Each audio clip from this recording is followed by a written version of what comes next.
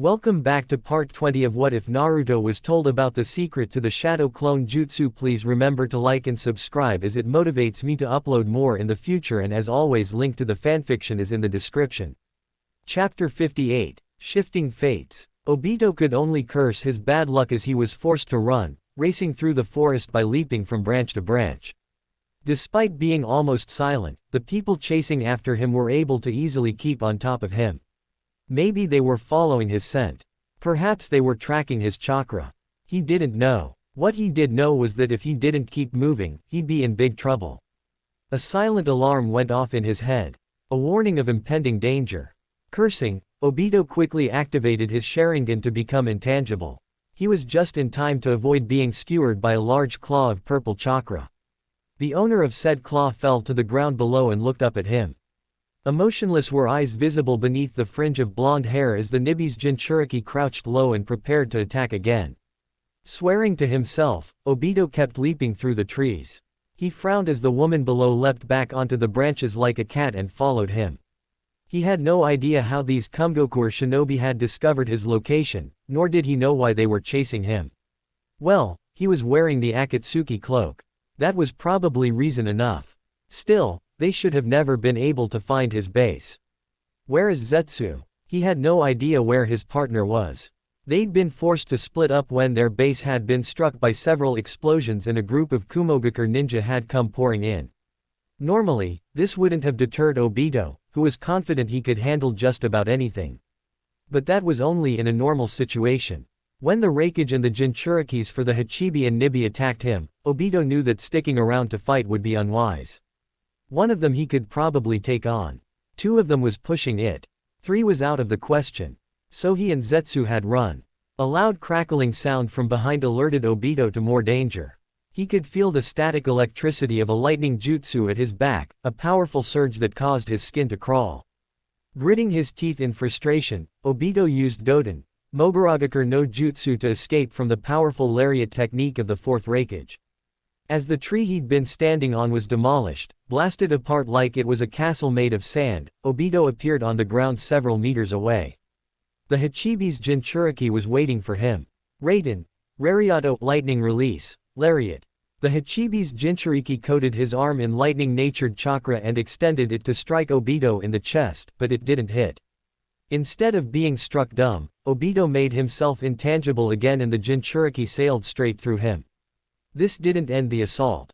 Before Obito even had time to use another jutsu, the Nibi's Jinchuriki was there.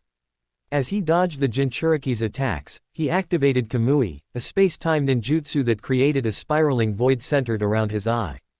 The area around them became distorted, swirling eddies appearing before them, and the Nibi Jinchuriki was drawn inward toward the distortion. It was too bad he never got the chance to complete his ninjutsu. Before he could trap the Nibi's Jinchuriki within the Kamui's dimension, something powerful struck him from behind. At that same instant, the Nibi's Jinchuriki attacked with a powerful claw swipe, but Obito managed to use his right eye to become intangible. The woman passed through him again without damaging him. However, one could say that even though he hadn't been injured, the damage had already been done. The Nibi and Hachibi Jinchurikis, along with the Raikage, were surrounding him in a triangle formation. He glanced to his left, at the Hachibi's Jinchuriki, then to his right at the Nibi's Jinchuriki. The Raikage was behind him. It was that man who'd landed a powerful blow to Obito's head while he was trying to deal with the Nibi. Wearing a frown that grew with each passing second, Obito wondered if he should pretend to play the fool like he usually did. However, he didn't think that sort of role-playing would work here. These people hadn't spoken a single word since they attacked his base. It was unusual. He'd heard that Killer Bee, the Hachibi's Jinchuriki, was quite talkative and often created rhymes while in the middle of combat. Seeing him so quiet was startling. Something isn't right. Of course, he'd known that something was wrong from the moment they attacked. Not only had they launched an assault on his base, which no one should have known about, but when he'd tried to teleport away using his right eye, he'd found himself unable to. It wasn't that the eye wasn't working. It did work. Obito had been able to absorb several ninjutsu that had been launched at him. However, when he tried to teleport himself to escape, he couldn't for reasons that escaped him. Every time he tried, some outside force would exert influence over his ability and keep him from teleporting. The problem was he couldn't figure out who was interfering or even how they were able to interfere. No one should have been able to mess with his Sharingan abilities, except maybe Kakashi. However, Kakashi was not here. Without warning, the Nibi's Jinchuriki fired several flaming balls of hair surrounded by blue fire. The hairball transformed into the shape of a mouse, and then broke apart into several single hairs. Obito could feel the heat from where he stood. He became intangible, allowing the hairs to pass through him, but then the hair turned around and came at him from behind. With a grimace, he ceased being intangible and activated his other Kamui ability, creating a distortion in the air to absorb the technique into his Kamui's dimension. Obito only realized this had been a distraction when the Hachibi's Jinchuriki and the Raikage launched simultaneous attacks at him. They came in from in front and behind. Raiden, Daburu Rariato, Lightning Release, Double Lariat. Obito realized within a split second that he couldn't reactivate his intangibility jutsu to avoid this attack. He also knew what would happen if he got hit. With barely a second to spare, he activated the Doden, Mogaragakure no Jutsu to travel underground. Even then, he came so close to being hit that he could feel the attack grazing his mask before he disappeared underneath the Earth's surface. Appearing several dozen meters away, Obito gasped for breath as he began running again. He needed to lose these people. At the very least, he needed to find a way to fight them separately. Realizing they had missed him, the trio of high-level ninja took off after him, beginning their game of cat and mouse once more. Obito did everything in his power to avoid being demolished by them. He used more than just Kamui to keep himself alive, relying on ninjutsu he hadn't used in the last several years. Despite relying primarily on the eye techniques of the Mangekyo Sharingan for combat, Obito had a number of powerful ninjutsu at his disposal. As the three ninja came at him, he went through a series of hand seals, sucked in a deep breath, and released it. Kaiten, Gokaku no Jutsu. Obito expelled a massive orb of fire from his mouth. The fireball was truly gigantic, easily twice the size of Obito himself, and it soared through the air toward the Nibi's Jinchuriki as she descended from the sky like an attacking angel. While he did not expect the attack to kill her, he had at least expected it to damage her or force her to dodge, but then she sliced through the technique with her elongated claws coated in her Biju's chakra. Obito could not stop himself from feeling both shocked and annoyed. What would it take to defeat these three? The Hachibi and Raikage were coming at him from the left and right. Obito went through more hand seals and needed chakra inside of his body. Kaiten, Bakufu Ranbu, Fire Arlies, Bomb Blast Dance. He launched more fire from his mouth, though this technique took the form of a large stream. The blaze was drawn into a spiral, which engulfed the Raikage, causing his body to disappear from view. Seconds after his technique concluded, the Hachibi's Jinchuriki came at him, body covered in a thick layer of his Biju's chakra, 8 red tails writhing behind him as horns formed on his head. Raiden, Rariato. With his arm extended, the Hachibi's Jinchuriki used the bull horns formed from his chakra cloak to attack Obito. However, by that point, Obito was able to become intangible again. The Jinchuriki passed right through him, slamming into a tree and demolishing. He didn't stop there. The one known as Killer Bee blasted apart several more trees, and then destroyed a boulder. Obito glanced at the destruction caused by the technique as he deactivated his intangibility jutsu. He couldn't afford to have it remain active since he could only keep it up for 5 minutes at a. His inborn senses warned him of danger just in time to barely avoid being struck by an arm coated in lightning chakra. A tingling sensation like static electricity lit up his spine as he leaned back, avoiding the attack by a hair's breadth. He quickly activated Doden, Mogaragakure no Jutsu to disappear beneath the earth and reappear several meters away. However, the moment he appeared again, the Raikage was already on him. What the? The Raikage's entire body had become wrapped in a layer of lightning chakra. Crackling electricity sizzled as it blasted around his body in arcs. Obito was only able to catch a glimpse of the man before he disappeared again. Obito was forced to become intangible again, lest he find himself being crushed by the now almost impossible to see Raikage. This is the technique that allowed him to keep up with Konoha's yellow flash. Of course Obito knew of this technique, the Raiden no Yoroi, a jutsu that coated a person in lightning armor that stimulated the nervous system and increased their overall physical capabilities and reflexes to nearly unheard of heights. This was not good. If the Raikage used this technique, then Obito would be forced to remain intangible until his 5-minute time limit ran out.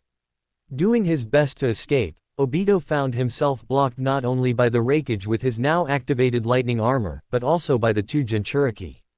The Hachibi and Nibi had transformed into their version 2 Biju modes. Using their bodies as a sort of endoskeleton, a dark red, nearly black layer of chakra had enveloped them. They looked almost like miniature versions of the beast sealed inside of them. The two Jinchuriki attacked Obito simultaneously with the Raikage, forcing him to keep his intangibility jutsu up. They weren't just physical attacks either. Both Jinchuriki released massive balls of negative chakra that slammed into the ground all around Obito, exploding with so much force that it would have been impossible to survive had he not become intangible. He weathered the storm as best he could. His intangibility jutsu soon ended. Fortunately, the numerous explosions by the Bijudama attacks, the beast bombs, ceased. Unfortunately, before he could escape, someone grabbed him from behind. As Obito was lifted into the air by the Raikage, he caught a glimpse of someone out of his peripheral vision. That person had pale skin, long black hair, and wore a kimono with a purple rope tying it together. He recognized that person. It was Orochimaru. However, unlike the Orochimaru that he had known, this one had black eyes with a red six-pointed star-shaped pattern in each eye. That's a Mangekyo Sharingan. No, it's an eternal Mangekyo Sharingan. All this flashed before his eyes like a bolt of lightning. Time seemed to slow as the fourth Raikage used his extreme strength to bring Obito's head toward the ground. In those last few seconds of life, Obito realized why he couldn't use his Kamui ability to teleport, and why these three were chasing after him. Orochimaru must have somehow realized who he was, or perhaps he was just being cautious, but in either event, this man had used his previous association with Akatsuki to locate him and attack. Now, having likely killed Sasuke and Itachi to acquire the eternal Mangekyo Sharingan, he was disposing of any force that could potentially oppose him. Damn it all. Seconds after that, the ground around him shattered as he was smashed headfirst into the ground. Rin, I failed to change the world. I'm sorry. XOX. Orochimaru walked over to the three ninja as they released their respective techniques. The Raikage's lightning armor vanished, and the red aura surrounding the two Jinchuriki disappeared.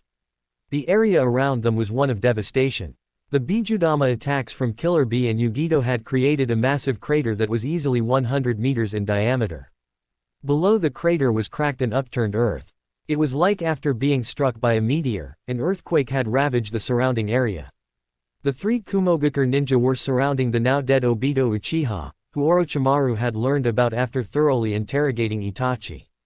Thanks to that interrogation, Orochimaru now knew where most, if not every, Akatsuki hideout was located. Several Kumogakure squads had been sent out to raid some of them. Ishidate and his two cohorts were also raiding one of the hideouts. Good work, you three. Orochimaru congratulated the three ninja on a job well done. TCH. The Raikage looked displeased as he rotated his shoulders. I'm not sure why you had all three of us take care of this shrimp. I think any one of us could have defeated him on our own. Perhaps. Orochimaru smiled. However, I'd rather not take any chances. This man is quite slippery. Even if you were able to defeat him, he'd probably just run away. HMPH. I guess. Yo, he was pretty wily. It took us a long time to defeat him, Killer Bee rapped. I am surprised that it took so long for three ninja of our caliber to defeat one person, Yugito agreed. He didn't seem very strong, but that's probably because he was up against all three of us. The battle might have been different if it was just one of us. HMPH. Orochimaru hid his smile as he observed the three shinobi. None of them had any idea that he was controlling their every action with the Sharingan. Whenever they looked at him, each of them saw someone different, someone who they would give deferential treatment to.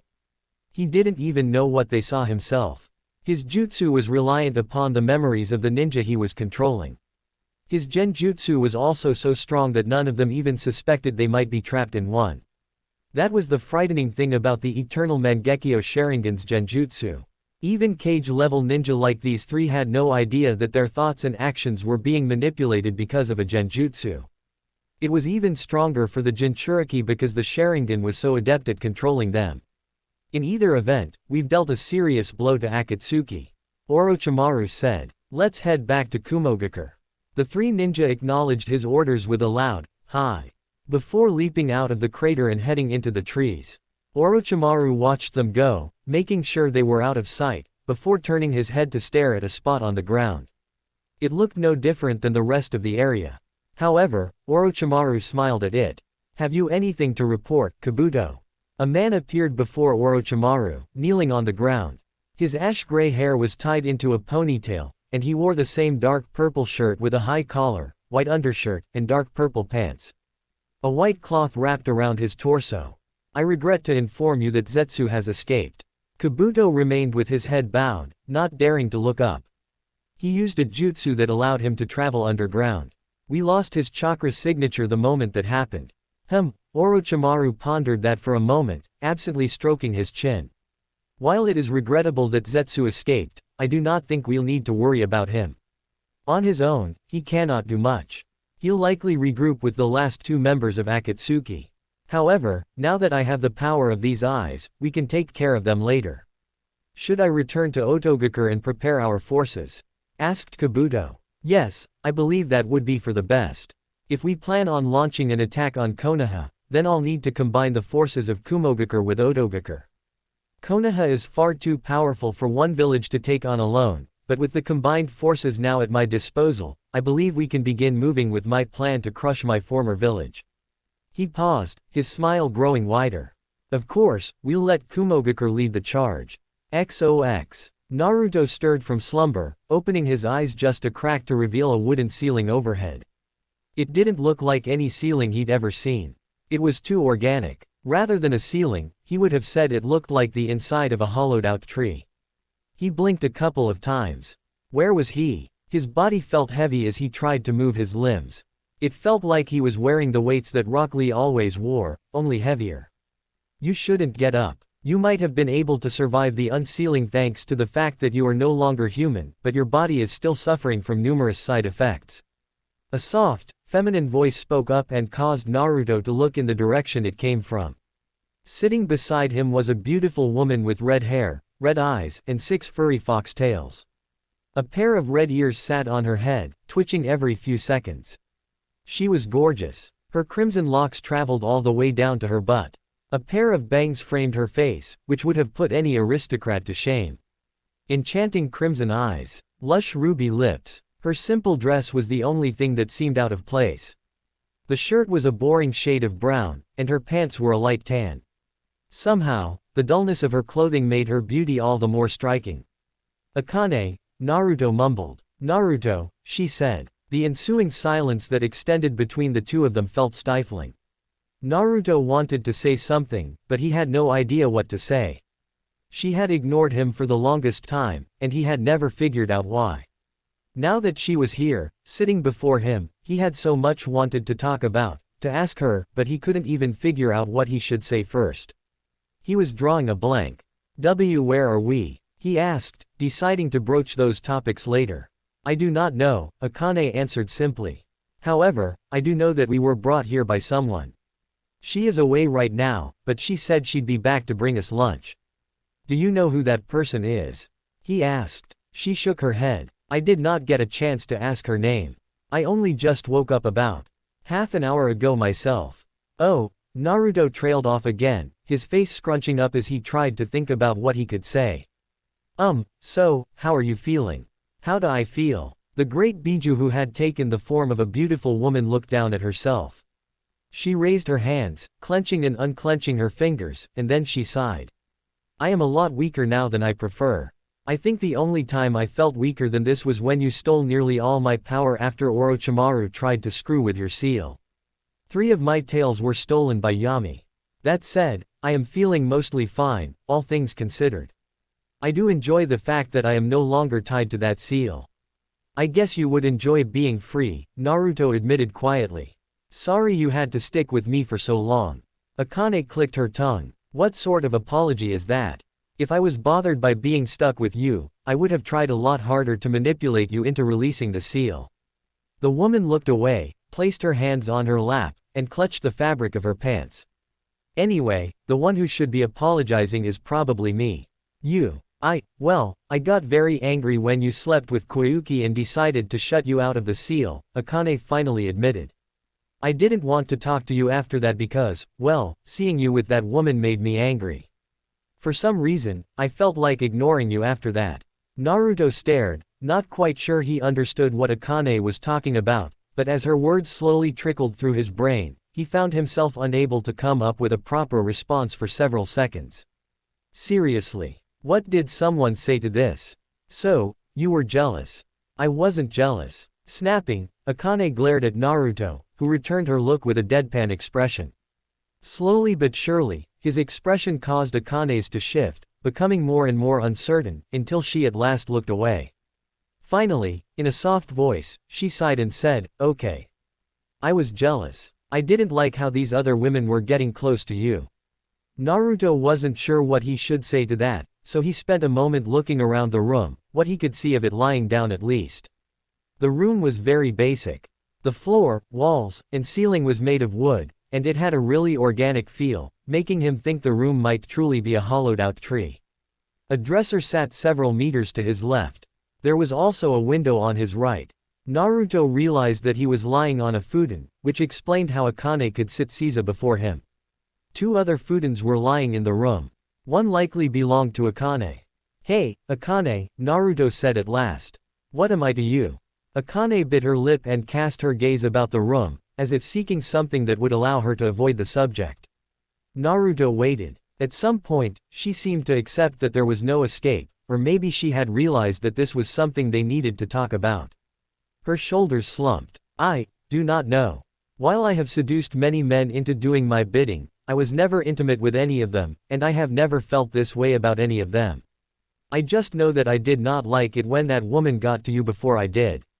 "Before you got to me? What does that mean?" Akane sighed. "Please don't act like you're dense. I know you're not that stupid." Naruto gave her a sheepish smile. "Sorry. I just wanted to hear it in your own words." Fine." Puffing her cheeks out a little, Akane gave Naruto a frightfully adorable pout. "Being as old as I am, and having seduced many powerful men in my time, I'm not upset that you slept with Koyuki and those other women. However, I had been planning on eventually making you mine. I dislike that they got to you first. And that's why you shut me out." Akane looked away, her cheeks bright red. It was obvious if he thought about it. Akane was the Kyuubi, a prideful creature who had lived for a long time. Admitting that she was jealous was probably a huge blow to her pride. What made it even worse was that the people who sparked her jealousy were humans who, even to this day, she did not care for. "I'm sorry," Naruto apologized sincerely. "I had no idea you felt that way." "Yeah, well," Akane sighed as her shoulders fell. "It's not like you could have known. I only decided to make you mine after watching you grow during the training trip. My plan was to wait until after your training to seduce you, but then Koyuki managed to do it first." Naruto was feeling a bit better now, so he pushed himself into a sitting position and turned to Akane. She observed him with a frown that was both defensive and uncertain. He took a deep breath. "Is that offer still open?" Akane averted her eyes. "It is, if you want to become mine. You know I won't stop seeing those girls until old age or a mission takes them, right?" "I know. Are you okay with that?" Akane hesitated for a moment. "I have already said it before, haven't I? I have seduced a lot of people in my life. Men, women. If I were to say I disliked you being with other women, it would make me a hypocrite. I do not mind. I'll probably even join you. I just don't like that someone aside from me took your first time." In that case, now that he knew her feelings, Naruto felt no hesitation as he leaned forward and kissed Akane. It was a little difficult. His arms wobbled as he used them to support his weight. However, as he felt Akane's softer than chiffon lips slide over his, the exhaustion in his limbs seemingly vanished. Ahem. However, just before the kiss could heat up, a cough interrupted them. Akane and Naruto removed themselves from each other and looked over at the door. An androgynous girl was standing there, left hand on her hip and a grin on her face. Should I leave so you two can have some more time alone? She asked, her cheeks only a mild shade of red. XOX. After that embarrassing interlude where their savior had walked in on them, the trio ended up sitting around a small fire pit that had been built into the ground. It had been hidden underneath several wooden planks that could be removed. The girl who had rescued them was a dark-skinned teen.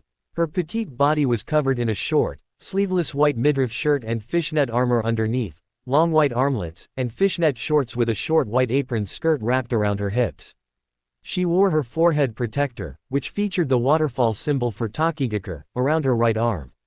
She had been carrying a large, cylindrical object in red wrapping on her back when she'd come in, but that object now lay discarded against the wall. Man, I was so surprised to find you. I never imagined we'd run into each other again. The girl laughed as she poked at the fish she was cooking. The fish sat over a metal grill that had been placed on top of the fire. I didn't think we'd run into each other like this either, Naruto admitted. Do you know this girl, Naruto? Asked Akane, aka Kyuubi. We only met once. Naruto nodded at the fiery redhead sitting next to him. It was a few months after after Jiraiya-sensei and I left Yuki no Kuni. We ended up traveling to Taki at some point, where Shibuki introduced us to Fu. We didn't really get to talk much, Fu added with a joyous smile. But it was really nice getting to meet another person like me. Oh, speaking of, as the girl trailed off, she switched from gazing at Naruto to looking at Akane. Nanabe says that you're the Kyuubi. Is that true? Akane's 6 tails, the amount she had left after Yami stole them from her, were lying in her lap. She'd been grooming them, which had been a bit of an odd sight. She mostly ran her fingers through the soft-looking fur. However, occasionally, she would tail one of her tails and lick it or nibble on the top. It was very animalistic. At the question posed, Akane stopped grooming her tails to look at Fu. I am the Kyuubi, yes. Fu snapped her fingers and grinned. I knew it. I was really curious about when we found you, 'cause you have those tails, and I don't know any human who has tails. But I was still really shocked when Nanabe told me that you were the Kyuubi. Fu finished grilling up the fish, which she only flavored with a bit of salt, and then stuck them on a set of sticks and handed 2 to Naruto and 2 to Akane. She took the last 2 for herself. The group ate in silence for a moment. Naruto used that time to gobble the fish up quickly, while Akane ate hers with the sort of daintiness he would have expected from a princess. It was almost cute to watch her nose scrunch up as she tasted the fish. Come to think of it, this was actually the first time she'd eaten in centuries, wasn't it? When they finished their meal, Fu crossed her legs and leaned over to look at them. Her eyes were sparkling. Naruto and even Akane leaned back as if her proximity startled them. So, Fu began in an enthusiastic voice. How did you escape from the seal? And how are you still alive after Kyuubi escaped from the seal? I thought it was impossible to remove a biju without killing the host. That's what everyone says. Is that not the case? Can biju be removed without killing the host, or is there something special about you two? The girl began launching a series of questions at a rapid-fire rate, leaving Akane and Naruto no room to answer her. She seemed inordinately interested in learning about their circumstances. Of course she would be. Fu was the Jinchuriki for the 7-tailed beetle, the Nanabe. As a Jinchuriki herself, it only made sense that she'd be interested in learning how Akane had escaped from the seal. To be completely honest, neither of us really know exactly how this all worked out, Naruto began, however. Naruto did his best to explain the circumstances behind Akane being free from the seal. He didn't tell her about how they had infiltrated Omegakure, but he did talk a lot about how he'd faced off against Yami, his dark half, and how his mother had helped him. Fu didn't really seem to understand that part and asked many questions like, how can your mother help you battle your dark side? Or, what is a chakra imprint? However, by the end of his tale, Fu seemed to have a general idea of what transpired. The girl cupped her chin in thought, her face scrunching up sort of like Naruto's did when he was thinking. She flapped her knees a bit as though releasing an excess of energy while she thought. After a moment, she posed a question.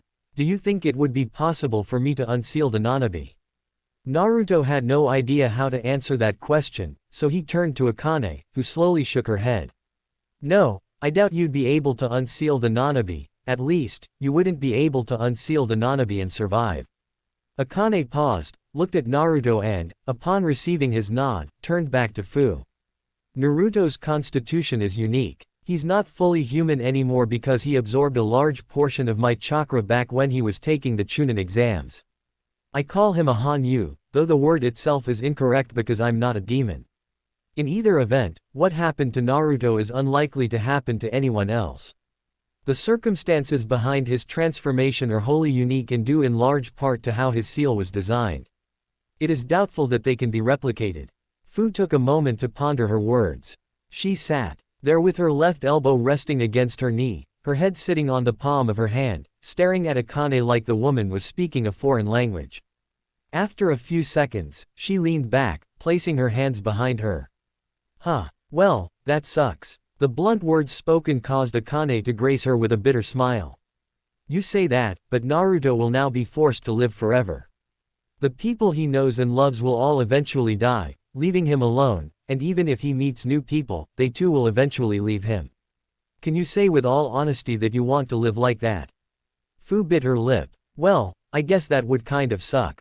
I mean, I don't have many friends, but I like Shibuki, and it would be really sad if I outlived him. The longer you live, the more jaded you become. Akane looked down at her hands. Her nails were quite long and slightly pointed like claws. She flexed them, then sighed. You see all of the things people do to each other. You see them murder, rape, pillage, and steal, and you begin to realize that humans are basically scum. After that, you stop caring about them. They become toys for your own amusement. As you slowly begin to use them as playthings, you lose sight of who you were without ever realizing it. Akane finally looked up to stare at the silent Fu. I didn't realize it until long after I was sealed inside of Naruto. As he stared at the woman who had lived for several centuries, Naruto reflected on her words. He had already known that Akane had become jaded and cynical. When they had first met, she had been insufferable and treated him like he was a burden. As they slowly warmed up to each other, she had shared stories with him about all of the things she had done, completely unremorseful even after telling him about the humans she had used for her own amusement, about the wars she had caused for her own entertainment. However, that wasn't all she had shared. Akane had told him about her life when she first created her human form. She had a mother and a father, and they treated her well. Of course, she had known that she was different and kept a distance between them. However, the smile on her face as she talked about the village she was raised in was the only genuine smile she ever gave when speaking of her past. Every other smile was cynical and cold. Yeah, Fu nodded slowly. That doesn't sound too fun. No. Akane's bitter smile was still on her face.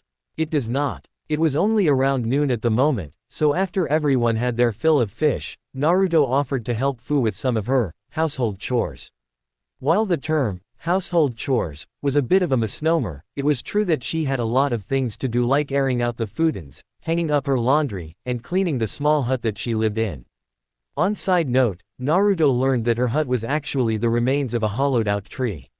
Naruto had also finally realized that he and Akane were on the outskirts of Takigakure. He had no idea how they had gotten there, whether Fu had carried them all the way to her home from wherever they had been, or if they had somehow been nearby and Fu just happened to find them. He remembered very little after the battle with Pain, so he guessed it was possible that he'd merely traveled that far without realizing it. They spent 2 days with Fu. During that time, Naruto did what he could to help out. Akane didn't at first, but perhaps out of boredom or a desire not to feel left out, she began helping them as well. Sadly, Akane couldn't actually do much. It was a bit amusing to see a several thousand-year-old and supremely powerful entity fail at cooking. Naruto knew it was because Akane had never actually done anything for herself. She charmed humans into doing everything for her, which meant she'd never once had to do any work a single day in her life, unless he considered seducing men and women work. He didn't. Despite this, Akane proved to be incredibly stubborn and refused to give up after failing. Maybe it was because she was stubborn. The first time she cooked the fish, she burnt them so badly they were inedible and Naruto sent some clones to catch more fish. After that, she demanded to cook every single day. When he was helping Fu with her chores, he'd see Akane glaring at the grill as she cooked fish, trying to get that perfect blend of crispy skin and soft insides. Fortunately, she did manage to learn how to cook fish after several failures. Shibuki also came by once. Naruto wasn't surprised when the man showed up the day after he and Akane had woken up. Fu would have obviously told her village leader about them. As the leader of Takigakure, Shibuki was a busy man, so he didn't stay long, but he did state that he was glad to see Naruto alive and requested an information briefing on what happened. While Naruto couldn't tell him everything, he did inform Shibuki that his injuries and Akane's presence were thanks to his battle against Akatsuki. Finally, the time had come for him and Akane to leave. "Take care of yourselves," Fu shouted as she waved at them. "Bye." Naruto waved back as he and Akane walked away from Fu. Unlike him, his companion didn't really wave, though she did turn her head and raise her hand in a sort of wave. He supposed it was good enough.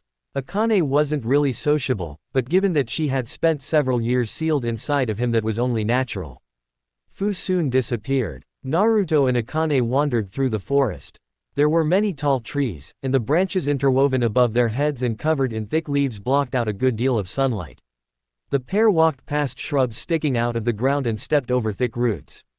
The hoots, howls, and croaks of various animals accompanied them on their travels. "Are we going back to Konoha?" asked Akane. "Yeah," Naruto said softly. "We've been gone for a long time, and I need to inform Tsunade about what happened to Ero Sennin." A sharp pain stabbed Naruto in the chest as he thought about what had happened to his sensei. He hadn't seen Jiraiya die, but the man had been sucked into that giant satellite thing pain had created. There was very little chance that his sensei had survived. Akane reached out and grabbed Naruto's hand. Her hand was soft and warm, delicate like a princess's. He looked at her hand, and then up at her, but Akane had turned her head. "I can't do much for you, but I can do this much at least," Akane muttered. Naruto tightened his grip on her hand and smiled. "Thank you." "Whatever," Akane mumbled as they continued traveling through the forest.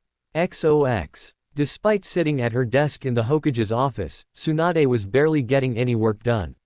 Several days ago, while she was reading over documents and filing reports, her favorite jar of sake had cracked. There had been no discernible reason for it. The jar was in mint condition and incredibly durable. Despite this, a large crack was now running through it. Being as superstitious as she was, Tsunade could not help but think it was an ill omen. Ever since then, Tsunade's concentration had been shot. She misfiled reports, stamped her signature on the wrong part of documents sent her way, and created a multitude of problems for Shizune. The poor aide had been forced to clean up the numerous mistakes that she had made. Even now, Shizune was working tirelessly by her side to keep Tsunade on track. The medical ninja handed her files, watched as she signed them, and made sure she didn't sign them in the wrong spot again. While it was arduous for both of them, a fortunate lull arrived in the workload. "I feel like I have more work than ever before," Tsunade mumbled as she stretched her arms above her head. Her joints cracked. Wincing, she wondered if these cracks, if this feeling of tiredness, could be chalked up to sitting behind a desk for so long. Surely her age wasn't catching up to her. "Right. That's because you keep making mistakes in your work and having to redo it," Shizune countered. "I guess." As she brought her arms back down, Tsunade's attention was pulled to a photograph that she had placed on her desk. It was a picture from her genin days. In it, she was giving the victory sign to the camera and smiling a big smile. Meanwhile, Jiraiya was pouting as he glared at Orochimaru, who wore a small smile. Behind them all was Sarutobi, their sensei, and the Sandaime Hokage, who had placed a hand on Jiraiya's head. That was probably a reason he was pouting. "It's been a while since I've seen that photo," Shizune commented. Tsunade wore a small smile as she looked at it. "I decided to bring it out while Naruto and Jiraiya were on their mission. Looking at it is calming." Her eyes softened. "We were all so young and innocent back then. Orochimaru was just a quiet and kind boy, Jiraiya was an obnoxious brat, and I was the princess of the Senju clan. We had no idea what life had in store for us." She sighed. Thinking about the past was both pleasant and depressing. The times she shared with her teammates back then had probably been the happiest and most peaceful of her life. Everything after that was filled with death, despair, and a never-ending spiral of bad luck. It made Tsunade wonder where she'd gone wrong. Before Shizune could respond to her words, the loud thudding of footsteps drawing near made them turn toward the door just as a Jonin burst in. "I hope you have a reason for barging in here without knocking," Tsunade muttered. It's Naruto," the Jonin shouted. "He's returned to the village." "What?" Tsunade stood up from her seat and placed her hands on the desk as she leaned over. "Where is he? Our guards spotted him just outside of Konoha," the Jonin said. "He's arriving with a strange woman." "A strange woman?" Shizune mumbled as she looked at Tsunade. Furrowing her brow, Tsunade frowned at the Jonin. "Any idea on who this strange woman is?" "What about Jiraiya?" The Jonin hesitated. "I didn't see Jiraiya with him, but the woman is, well, it might be better if you saw her for yourself." Tsunade couldn't help but feel an odd sense of apprehension at the news that Jiraiya was not with Naruto. However, she pushed aside her feelings for now. She couldn't afford to jump to any conclusions. "How far out is he?" she asked. "He should be arriving in the village any minute, if he hasn't already," the Jonin answered. "Very well." Tsunade took a deep breath and lowered herself into her chair. She steadied herself as she gave the Jonin a look. "Send him to me the moment he arrives in the village." "Yes, Lord Hokage." As the Jonin saluted and left within a Shunshin no Jutsu, Tsunade leaned backward and closed her eyes. Now that the Jonin was gone, her worries were getting the better of her, causing her stomach to squirm as she wondered about the knowledge that Jiraiya was not with Naruto. Had something happened to him? "Tsunade," Shizune mumbled. "There's no sense worrying about anything yet," Tsunade said. She opened her eyes and gave her aide a smile. "We just have to wait for Naruto to arrive and explain the situation to us." "Right," Shizune said with an uncertain smile of her own. Naruto arrived about 15 minutes later, entering through the door with a silent somberty that was unusual for him. He didn't greet her with the usual, "Sup, Granny." That had become so commonplace. In fact, he didn't say anything at all. His clothing was different than when he left the village on his mission. Instead of the mostly orange and black clothes, he wore red pants, a black shirt, and a white scarf around his neck. The only thing about his ensemble that hadn't changed was the headband around his head. Beside Naruto was a red-haired woman with an impressive and statuesque figure. Despite her rather ordinary outfit, or maybe even because of it, her fiery red hair, crimson gaze, and beautiful features stood out. Even Tsunade, who was quite confident in her appearance, felt somehow threatened by this woman's unnatural beauty. "Naruto," Tsunade said, though she didn't say anything else. She didn't even know where to start. "I've returned from my mission," Naruto said in a soft voice. "I'm sorry it took so long." At the word, mission, Tsunade mustered her strength and prepared herself. "I'm guessing things didn't go as planned." Naruto's smile lacked mirth. "Do missions ever go as planned?" "You bring up a good point." Tsunade paused. She hesitated again, not wanting to ask this question, but also understanding that this was a question she needed to ask. "Where is Jiraiya?" He's dead," Naruto murmured, and that was all it took for him to launch into a thorough briefing of what had transpired while he and Jiraiya had been infiltrating Omegakure. He told her about how they had snuck in, how he'd been found by Conan, how Jiraiya had battled Pain, how they had fought side by side, and how Pain had used some strange technique to create sphere that had trapped Jiraiya. He left nothing out. Tsunade would have liked to say that she listened to him attentively. However, that would have been a lie. From the moment Naruto mentioned Jiraiya was dead, her mind had collapsed in on itself. She felt like this was some cosmic prank. It had to be a joke. But it wasn't a joke. The more she listened to Naruto speak, the more she realized that he was being completely serious, that he was telling the truth. Jiraiya was dead. She didn't let her emotions show while Naruto briefed her. Carefully bottling them up, she presented the stern image of the Hokage, unyielding and strong. Tsunade needed to get through this briefing before she could let herself feel anything. "I understand the situation now," Tsunade said with a sigh as Naruto's briefing finally wound to a close. "It sounds like you did everything you could. I should have done more." Tsunade would have normally chided Naruto for his words, but she honestly couldn't, partly because she agreed with him and partly because she felt guilty for agreeing with him. She shelved those thoughts to focus on the other matter.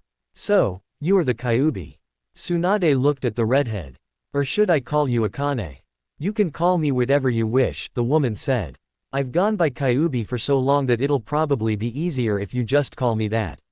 Fair enough. Tsunade folded her arms on the desk and leaned forward. What is your plan now that you are free? What she really wanted to ask was if Akane planned on taking revenge on the village for sealing her.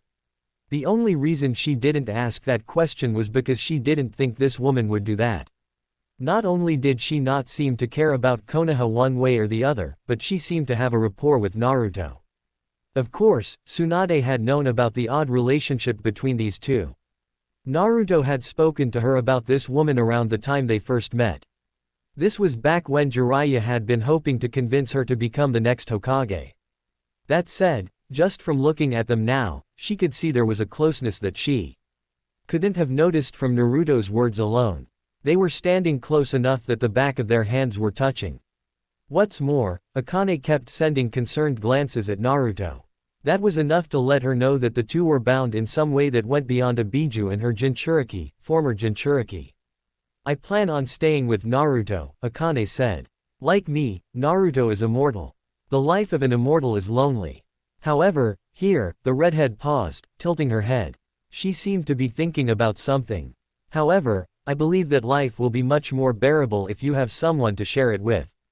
The words themselves were innocuous enough, but Tsunade sensed something deeper behind them. She imagined that, being an Unaging being who had lived for a long time, the woman before her likely had a very lonely existence. Even Tsunade did not like to be alone. That was why she had taken Shizune with her when she'd left the village after Dan's death. Tsunade chose her next words carefully. In that case, I have no problem letting you stay in the village with Naruto. I can't let you become a ninja for obvious reasons, but so long as you do not cause problems, I think we can work something out. I appreciate that, Akane said with forced courtesy. Tsunade imagined the great Kyubi was not used to extending courtesy to humans. You are dismissed, Naruto. I'm sure I'll call upon you at some point, but you should rest up for now. Naruto looked like he wanted to say something. He opened his mouth, but when no sound came out, he slowly closed it again and nodded. Lord Hokage, he mumbled, giving a respectful nod before leaving the room with Akane in tow. Once Naruto left the office, the dam that Tsunade had been holding back finally broke. It started with a painful sob that racked her entire frame. Then tears flowed down her face like waterfalls and splashed onto the desk. Lady Tsunade. Shizune shouted in worry, but Tsunade was not paying attention to her aide. You damn fool, Tsunade whispered. The sound of her sobbing was the only noise in the Hokage's office. XOX. Naruto stood outside the Hokage's office with Akane, clenching his hands as he heard the sobs coming from inside. Each painful cry drove a stake further into his heart. He closed his eyes, took several deep breaths, and walked away from the door to give the grieving woman some space. Naruto. Akane asked as she caught up with him. He sent her a smile that he wasn't really feeling. Come on, let's head home. I feel like it's been way too long since I last saw my own apartment. Akane didn't say anything, but the look on her face was telling enough. They made their way out of the Hokage's mansion and into the busy streets. Akane hid her tails. Before she had been sealed by his father, that was how she'd avoided detection for so long. It seemed shapeshifting was a specialty of hers, and unlike the transformation technique, this one did not dispel when Akane was undertaking an activity that was mentally strenuous. I didn't pay as much attention when we were heading to the Hokage's office, Akane murmured as she looked around, but it looks very different now than it did inside of the seal. Does it? Maybe it just feels like it does. Akane placed her hands behind her back as they walked. When I was in the seal, I couldn't feel anything. I only saw what was happening through your eyes. Every sensation except sight was muted. Now that I'm finally free from that seal, I can feel the wind on my face, smell the scents from various food stalls, and hear the sounds of people talking.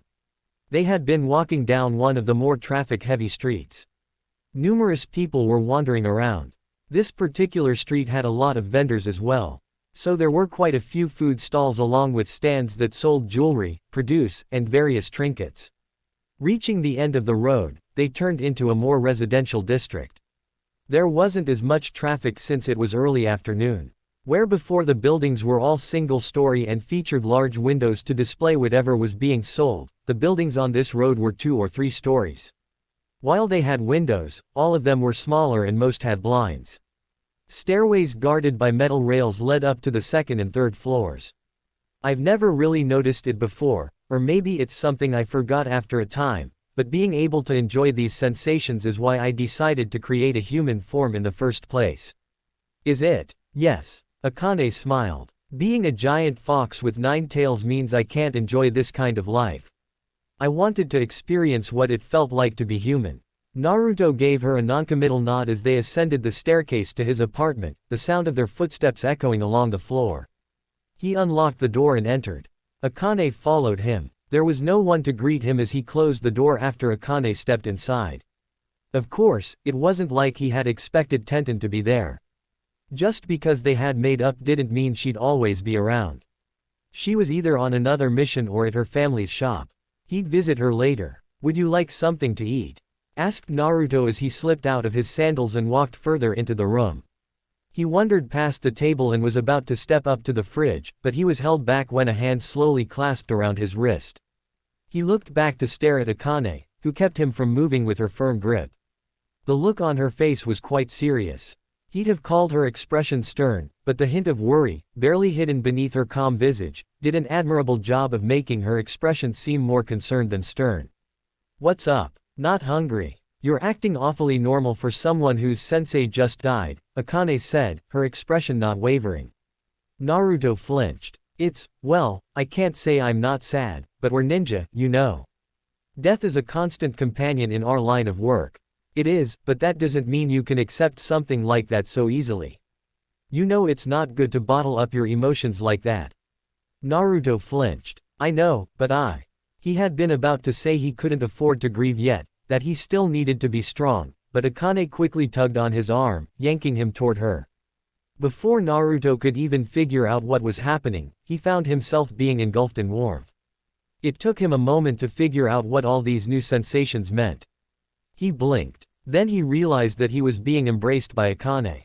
The woman was actually a good bit taller than him, so his face was resting on her superlative bosoms as she wrapped her arms around him. It's okay to grieve now, Akane said in a soft, gentle voice so unlike her normal mocking tone. There's no one here but me. Perhaps Naruto had been bottling up his emotions too much. If so, then it would certainly explain why Naruto started crying without any buildup. It was as if her words had broken the dam keeping all of his emotions in check, unleashing a torrential flood of tears. Akane rubbed his back as he cried. Do you feel better? Asked Akane as Naruto calmed down. Yeah, thank you. Anytime. You know, you're being awfully nice, Naruto mumbled, still resting his head on her chest. It's kinda weird. Have I not been nice before? Asked Akane. You have. It's just that you've been ignoring me for so long that I'm not used to it anymore. I guess that's my fault. Akane had already expressed how she'd stopped talking to him because she'd grown jealous of Koyuki for sleeping with him before her. He understood why she'd ignored him. At the same time, it didn't really change the fact that she'd been absent for about 2 years now. It's fine. Naruto sniffled a bit as he pulled back, stepping out of the woman's arms. Anyway, why don't we get something to eat? Is there anything you'd like me to make? Akane raised an eyebrow. Do you even have food available? Naruto went over to his fridge and looked inside. He paused, staring at the basically empty fridge, which only had a few slices of cheese, some eggs, a carton of milk, and expired beef. While he couldn't see her because she was behind him now, he could feel Akane's amused gaze on his back. He turned around and rubbed the back of his head. Why don't we go out for ramen tonight? He suggested with a sheepish grin. XOX. Welcome to Ichiraku's. How can I? Well, I'll be damned. It's been a while since you've come here, Naruto. Hey, Ayame. Old man, how've you been? Naruto greeted the owner of Ichiraku's with a grin as he and Akane slid into the stall and sat down. Tyuki and Ayame were in their usual places, with Ayame standing in front of the counter as the face of the shop, while Tyuki stood near the back, getting ready to fry up some noodles. The two greeted him with a smile. We've been good, Tyuki said with an enthusiastic laugh. You know how it is. Nothing ever really changes around here. I suppose that's good to hear, Naruto said. As he and Akane took their seats, Ayame leaned over, placing her elbows on the table and her head on her hands. She flicked her eyes over to Akane. The redhead noticed her gaze and raised an eyebrow. Ayame then looked back at Naruto, a smile growing on her face. "And who is this?" asked Ayame. "Got yourself another girlfriend. I suppose you could say that," Akane answered before Naruto could say anything. "However, I like to think that I'm more than just a girlfriend."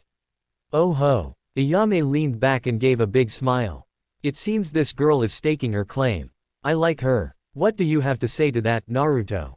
Naruto shrugged. "I'm not really sure what I can say. It's not like she's wrong."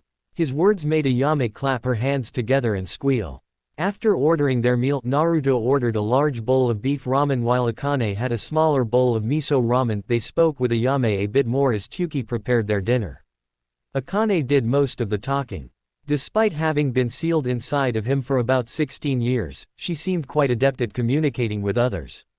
He supposed her previous quiet disposition around Fu was because she'd still been adjusting to life outside of the seal. Their meals came and the two ate in silence.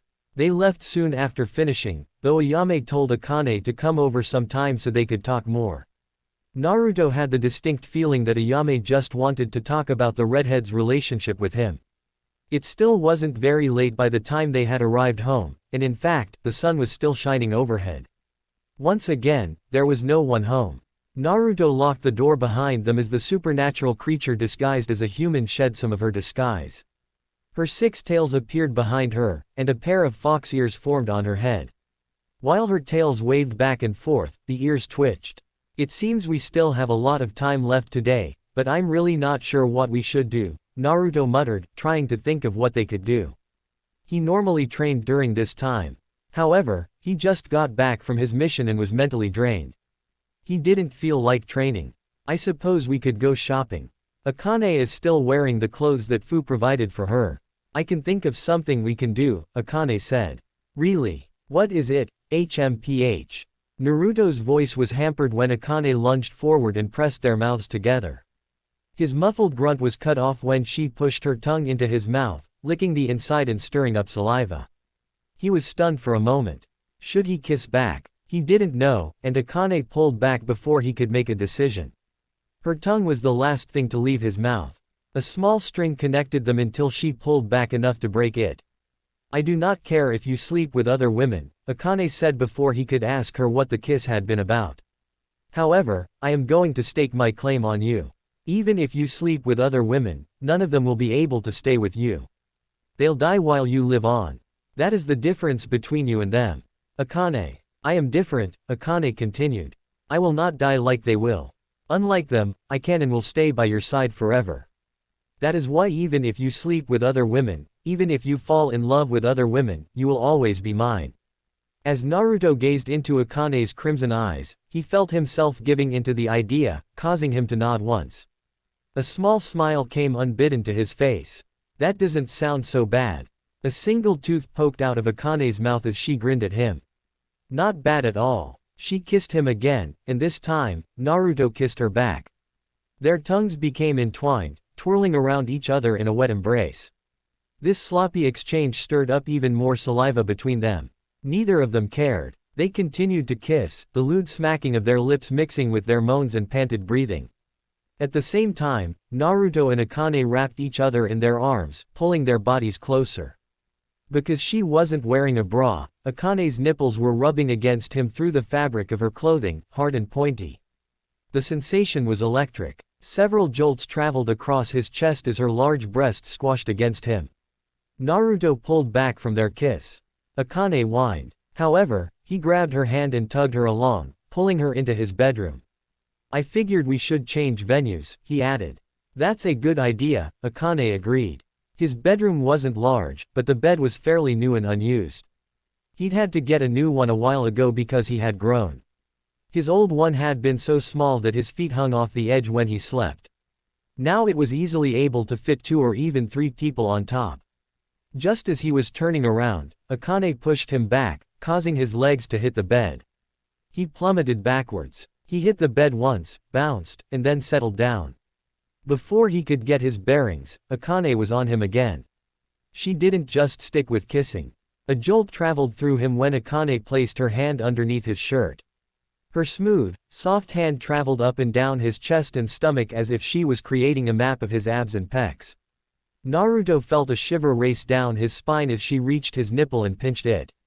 Akane. I'm going to do something for you that I've never done for anyone else before, Elaine said as she moved back down, unzipping his pants and pulling them off. She also removed his boxers before he had the chance to tell her otherwise. Naruto would have said something, but he was forced to throw his head back and groan when Akane stroked him to hardness.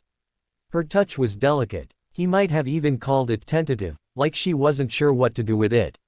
He raised his head. Akane was staring at his mast with something of a shocked expression. Akane. What's wrong? Nothing. She shook her head, and then smiled. I was just admiring this bad boy. I remember seeing it when you slept with Koyuki, but it looks a lot bigger now than it did through the seal. Oh, Naruto was at a loss for words, but part of the reason was because Akane had leaned forward and kissed the mushroom-shaped head. He clenched his toes and gritted his teeth as a new wave of pleasant sensations traveled from his cock to his brain. Huh, so it twitches to even basic stimulus like this. Akane grinned. How like a man. She leaned forward, stuck out her tongue, and dragged it along the underside of his dick. Naruto ground his teeth together as she swirled her tongue along the tip. And it has such a strong smell. I never noticed it before, but the scent of your arousal is really powerful, or maybe yours is just a particularly strong scent. Is that bad? No. Akane took a deep breath. I actually like this smell. Naruto hadn't felt this embarrassed since his first time was taken by Koyuki, maybe not even then. He didn't have time to feel too ashamed, though, as Akane took him into her mouth. His entire body felt like it had seized up. Her mouth was warm, wet, and the feeling of her tongue swirling around him caused a pleasant sensation to rush up and down his spine. Her tongue was a bit rougher than the other girls he'd been with, but that just meant it left a stronger impression. Do you like dish? Asked Akane, her voice muffled by his dick. Ish having me shuck on your dick enjoyable? It is. Thash good. I'm gonna shuck on your dick so hard thash all of your cum shootish straight into my stomach.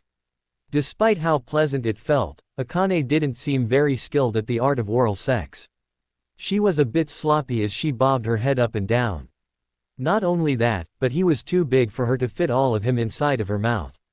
To rectify this problem, she had made sure to coat the lower half of his shaft with saliva and was using her hands, but it didn't change how unskilled she was. Despite this, Naruto came far more quickly than he had with anyone else. It must have been her stare. She'd been gazing at him with those burning crimson eyes the entire time she'd taken him into her mouth. It was way too sexy. Akane. I'm gonna come soon. Naruto was fortunately well versed enough in bedroom etiquette to warn Akane when he felt his balls tighten. His words only spurred Akane on more. She pulled her head back until only his head was still in her mouth, and then leaned forward, pushing her breasts together and engulfing his cock with them. Hurry up and come. Come in my mouth. This new sensation was too much for Naruto, who quickly blew his load inside of Akane's mouth. The redhead let out a muffled sound that was like a mixture of moan and surprised sputter. He must have had more stored inside of him than usual.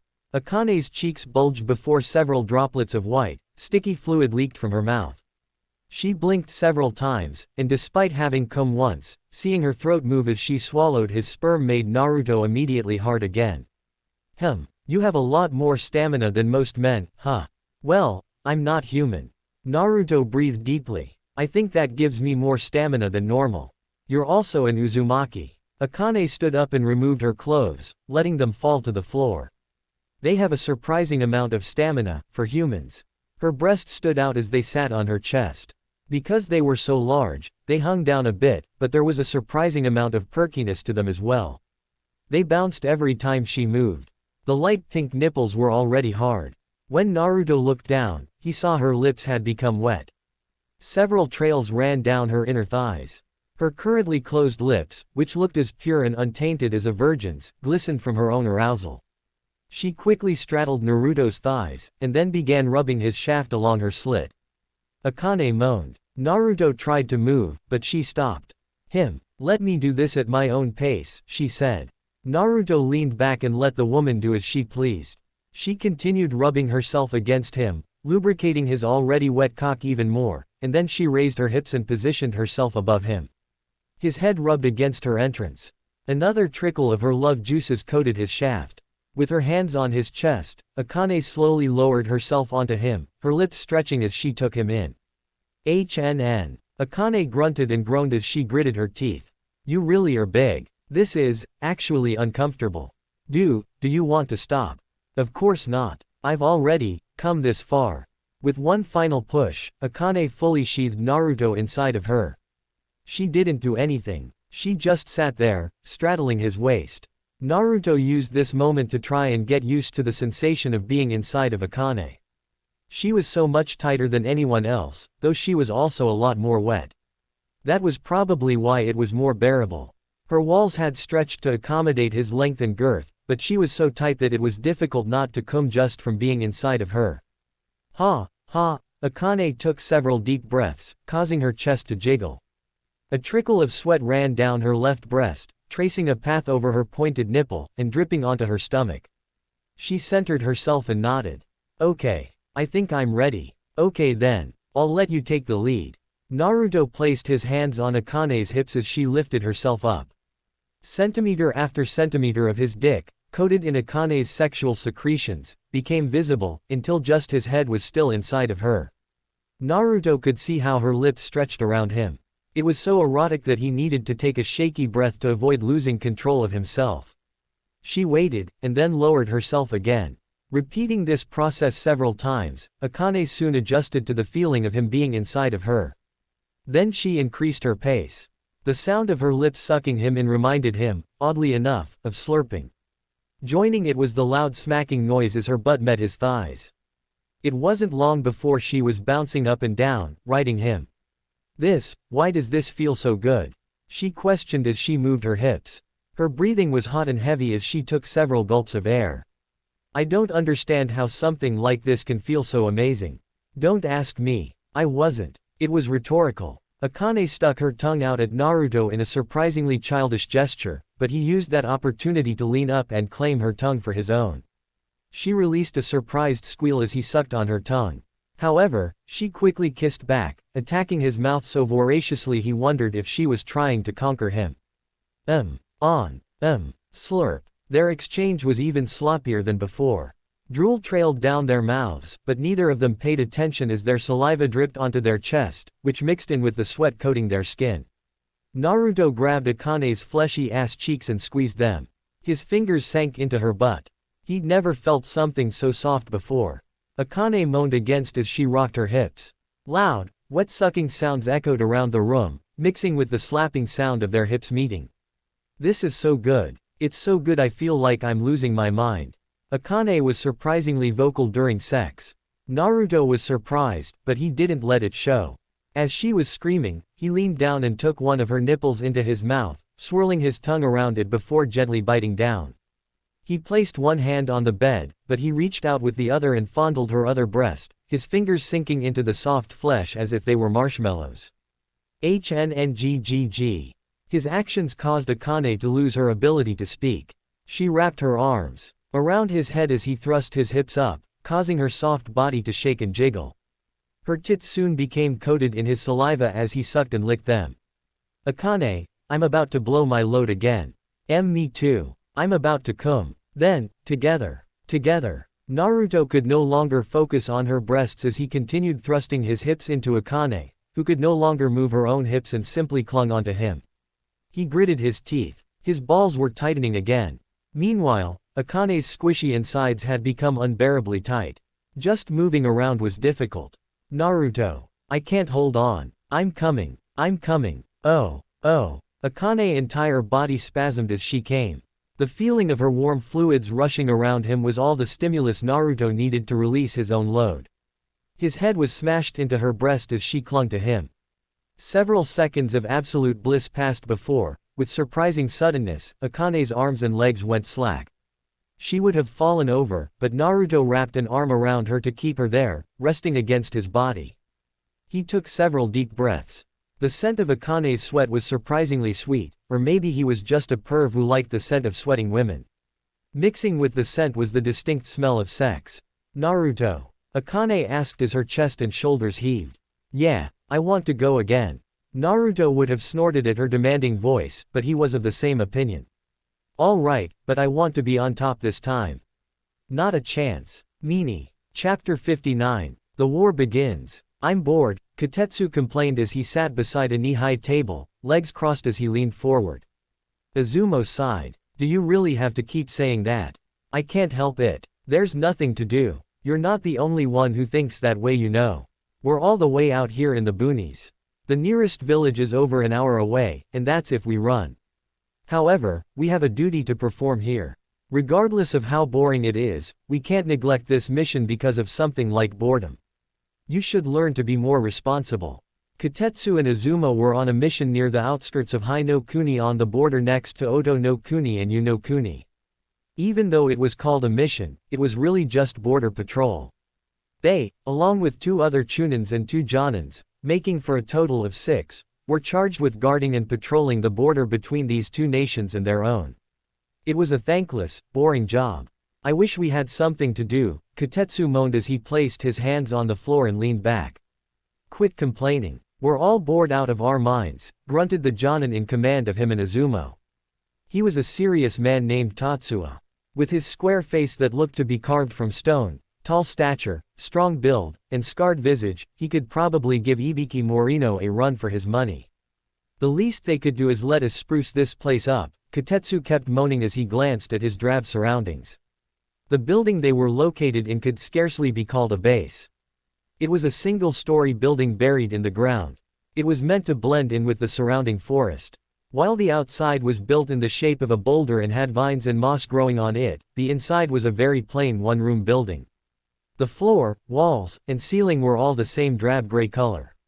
There was no television, no bookshelf, no nothing. All they had was a table for meals, a fridge where their food was stored, a kitchen to make food in, and a workstation where the 2 Jonin wrote reports. There was also a bird cage with several birds. That was it. There was literally nothing else. This isn't your personal den, you miscreant, Tatsuya snapped. This base was made solely for the purpose of watching our borders. We only need to focus on our jobs, keeping an eye on our neighbors in case they try something funny. I know that, Kotetsu grumbled. If you know that, then stop complaining. As Tatsuya went on grumbling about how he wished he had more competent teammates, Kotatsu thought about giving the man a retort, but he decided not to. There was no sense in antagonizing his team leader. Well, there was no sense in angering him any more than he already had. Heaving a big breath, he stood up and wandered over to the fridge, opened it, and took out a water bottle. As he guzzled down the water, Izumo wandered up to him. Hey, man, could you lay off the complaining? His partner in crime asked. I don't like being stuck here any more than you do, but we are still on a mission. Complaining isn't going to make our situation any better, you know. I know. Kotetsu sighed as he pulled the bottle from his mouth. I just can't help him. Every day it's the same thing. We wander around the border for several hours, and then come back here and do nothing for several more hours. We've been here for nearly a month and nothing has happened. At this point, I almost wish someone would attack us just so I don't have to feel this intense boredom. You shouldn't say something like that, Izumo muttered. I think we've already had enough troubles to deal with, what with Akatsuki and all that. I suppose. Kotetsu took another chug from his water bottle. As he was drinking, Tatsuya paced back and forth across the floor, his arms crossed and a fierce scowl on his face. Intetsu and the others are late, the Jonin grumbled. It shouldn't take this long to return from patrol. Maybe they ran into some trouble, Izumo offered.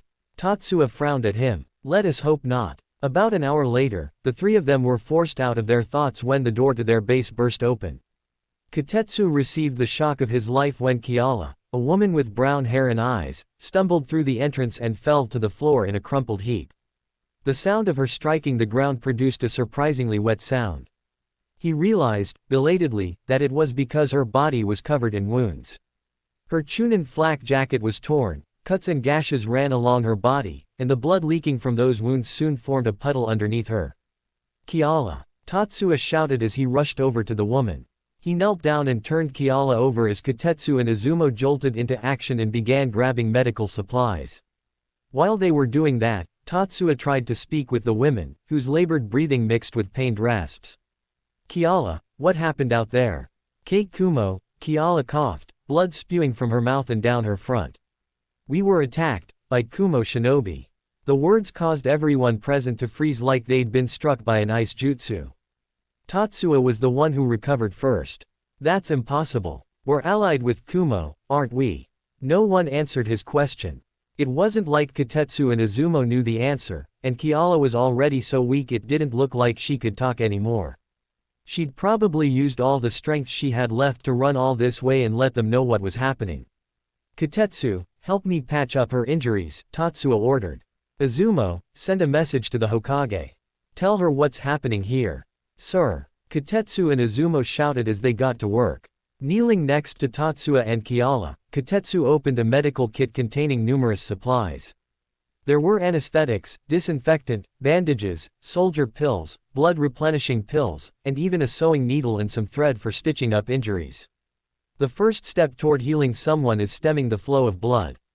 However, there were far too many wounds for that, so Kotetsu mashed up some blood replenishing pills into something Kiala could drink. After all, it didn't look like she had the strength to chew. Meanwhile, Tatsuya used disinfectant to clean her wounds, then anesthetized her before using a basic fire jutsu to cauterize the cuts they could see. "It looks like there are even more injuries than I can see like this," Tatsuya muttered. "We're going to have to strip her." He paused and cocked his head. Kotetsu wondered what he was doing, but then he also paused in mashing the blood replenishing pills. He didn't realize what was wrong at first, but then Tatsuya said, "All the animals have stopped making noise." Izumo, who looked like he had finished sending the message off with a messenger bird, also stopped what he was doing. The fact that the animals were no longer making noise was an obvious cause for concern. Generally, there were always animals creating background music that they could hear even from inside this base. Birds would sing, frogs would ribbit, and crickets would chirp. The only time animals went quiet was when they sensed danger. That could only mean one thing.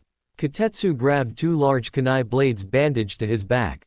Although they were called kunai blades, they weren't really kunai. Each blade was nearly half a meter in length. The reason it was called a kunai blade was because it vaguely resembled one and even had a ring at the end of the hilt like a kunai. However, these blades were curved, elongated, and had only a single edge, making both its appearance and function closer to that of a sword.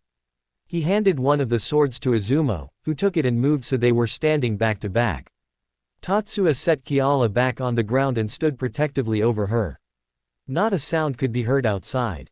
Kotetsu strained his ears to listen, but he could hear nothing except for the insanely fast beating of his own heart. It was a good thing he had Izumo with him. Had he not been with his partner, this sort of tension would have made him panic. "What do you think, Tatsuya?" asked Kotetsu when nothing happened after several minutes. "Should we go outside and scout the area? Reconnaissance?" Wearing a frown on his face, Tatsuya opened his mouth to answer. He would never get the chance.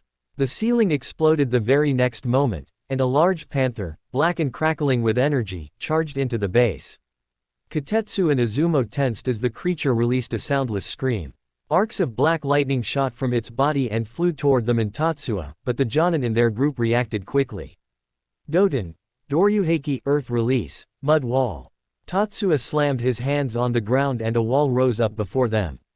However, the black lightning followed the same principles as regular lightning. It was strong against earth. The lightning blasted right through the wall. Fortunately, Kotetsu and Izumo were able to leap out of the way. Even Tatsuya was quick enough to grab Kiala and jump away before they could be struck. As their Jonin leader set Kiala against the wall, Kotetsu and Izumo went through a series of hand seals. Kaiten, Gokyaku no Jutsu. The two unleashed a simultaneous fireball jutsu that slammed into the Black Panther made of lightning. While lightning wasn't weak against fire, fire could still overpower lightning, and a collaboration jutsu like this was several times stronger than the Black Panther. It was a good thing the ceiling had been destroyed, or all of the hot air and wind pressure from the explosion would have had nowhere to go. Kotetsu and Izumo covered their faces as the intense blast of scorching winds pushed against them before dissipating. When the attack died down, the Black Panther was gone, and all that remained was Crater. However, they couldn't rest just yet. A man had appeared before them. He was fairly tall, possessed dark skin, and a slightly bulbous nose. His black eyes retained a bored look, though Kotetsu also thought he saw reluctance in his gaze. He had shaggy white hair that covered his left eye, and he was wearing the traditional garb of a Kumogakure shinobi. On top of that, the characters for water and lightning were tattooed on his right and left shoulders respectively. I expected that last attack to kill you, the man mumbled with a sigh. I really don't want to fight against anyone. You're, Darui, Izumo stated. You're a Jonin from Kumogakure known for possessing the Ranten Kekkei Genkei. You've heard of me, Darui said with feigned surprise. Well, that's dull. What are you doing here? Tatsuya asked as he pulled a pair of kunai from his ninja pouch. Has Kumogakure decided to betray Konoha? Darui sighed. I suppose you could say that. Don't get me wrong, I think betraying Konoha is a stupid idea, especially when our alliance was going so well, but, well, our Raikage has given us his orders. As fellow shinobi, I'm sure you understand what that means. A shinobi's duty was to loyally follow the orders of his or her cage. Going against a cage's orders was the same as going against the village. Kotetsu, Izumo, and Tatsuya understood this all too well, just as they understood that if the Hokage ordered them to attack Kumogakure, they would have no choice but to obey or become missing ninja. We might understand why you are doing this, but don't expect any forgiveness from us, Kotetsu declared. Darui's smile was resigned. Don't worry. I won't. Before a standoff could take place, Kotetsu and Izumo rushed forward, while Tatsuya provided support by throwing several kunai. Darui grabbed the massive cleaver sword on his back and pulled it off. The broadsword was fairly long and had 3 hinges running along the blade. Kotetsu attacked from the front as Izumo moved behind Darui. His sword clashed against the massive cleaver. As sparks flew, he immediately knew he wouldn't be able to win in a battle of strength. Not only was Darui not budging, but he didn't even look like he was trying. Fortunately, he wasn't fighting this guy alone.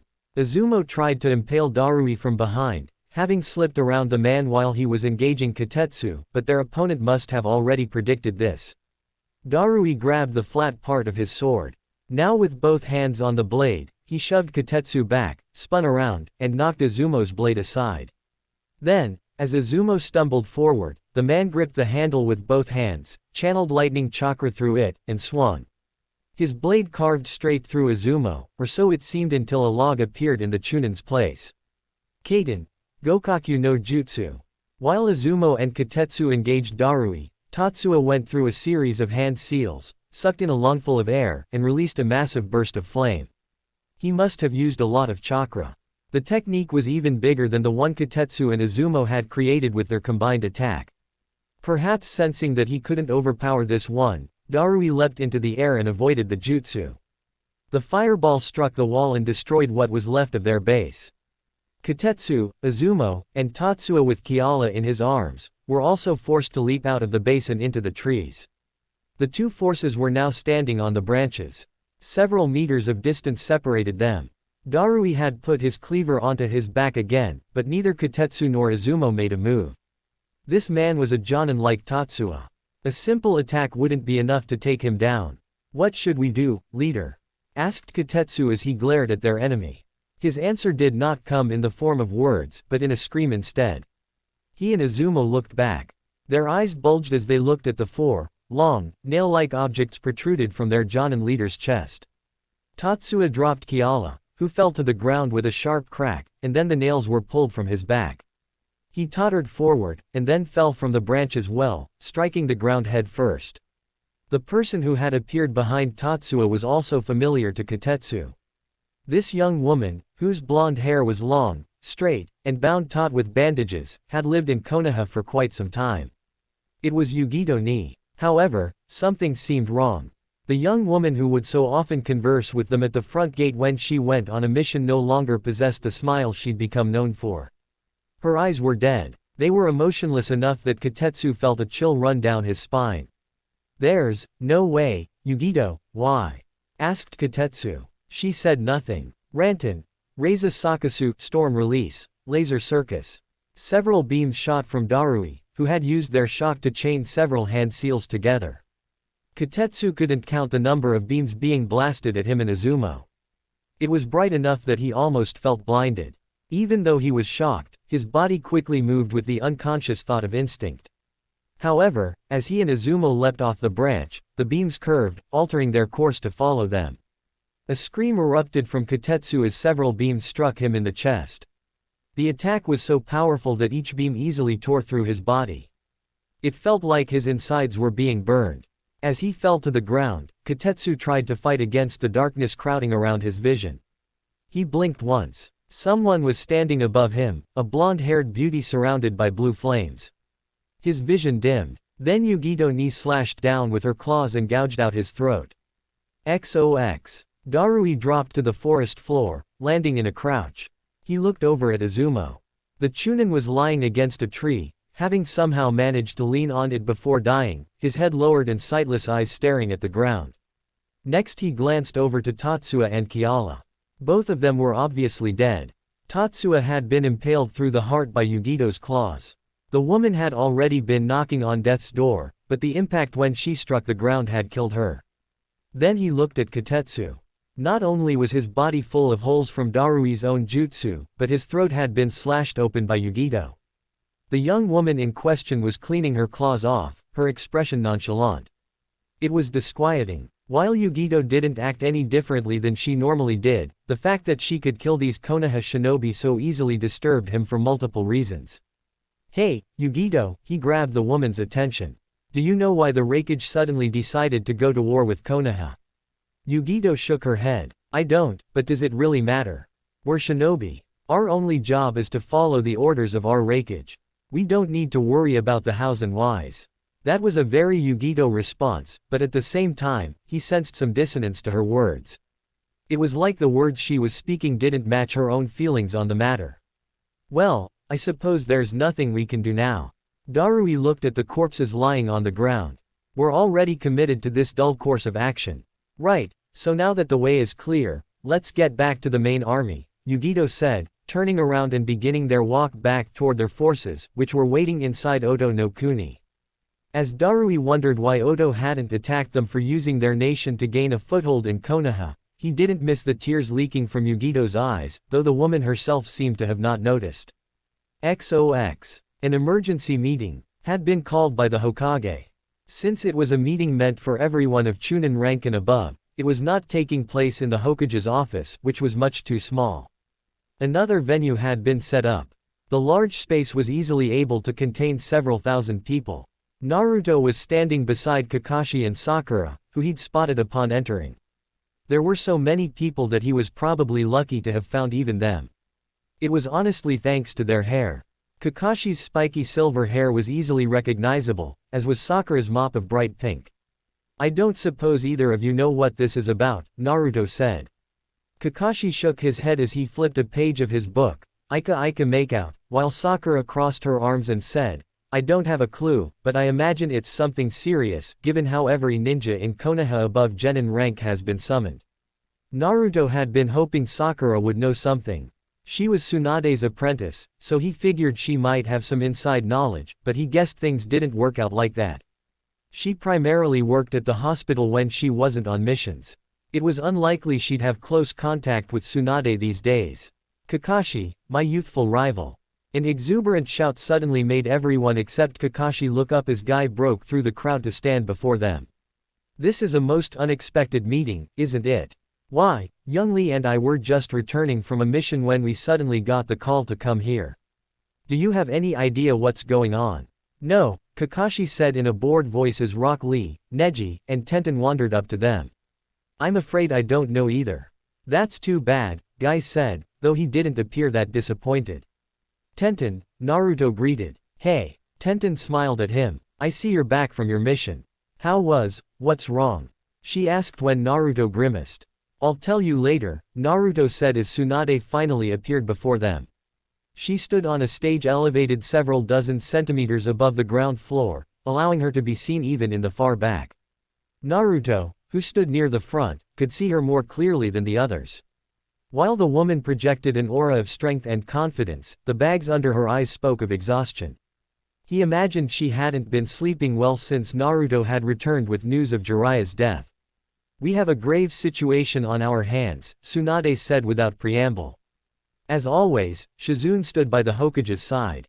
We just received a report from our border patrol along Oto no Kuni and Yu no Kuni that several Kumogakure ninja attacked the border patrol's base.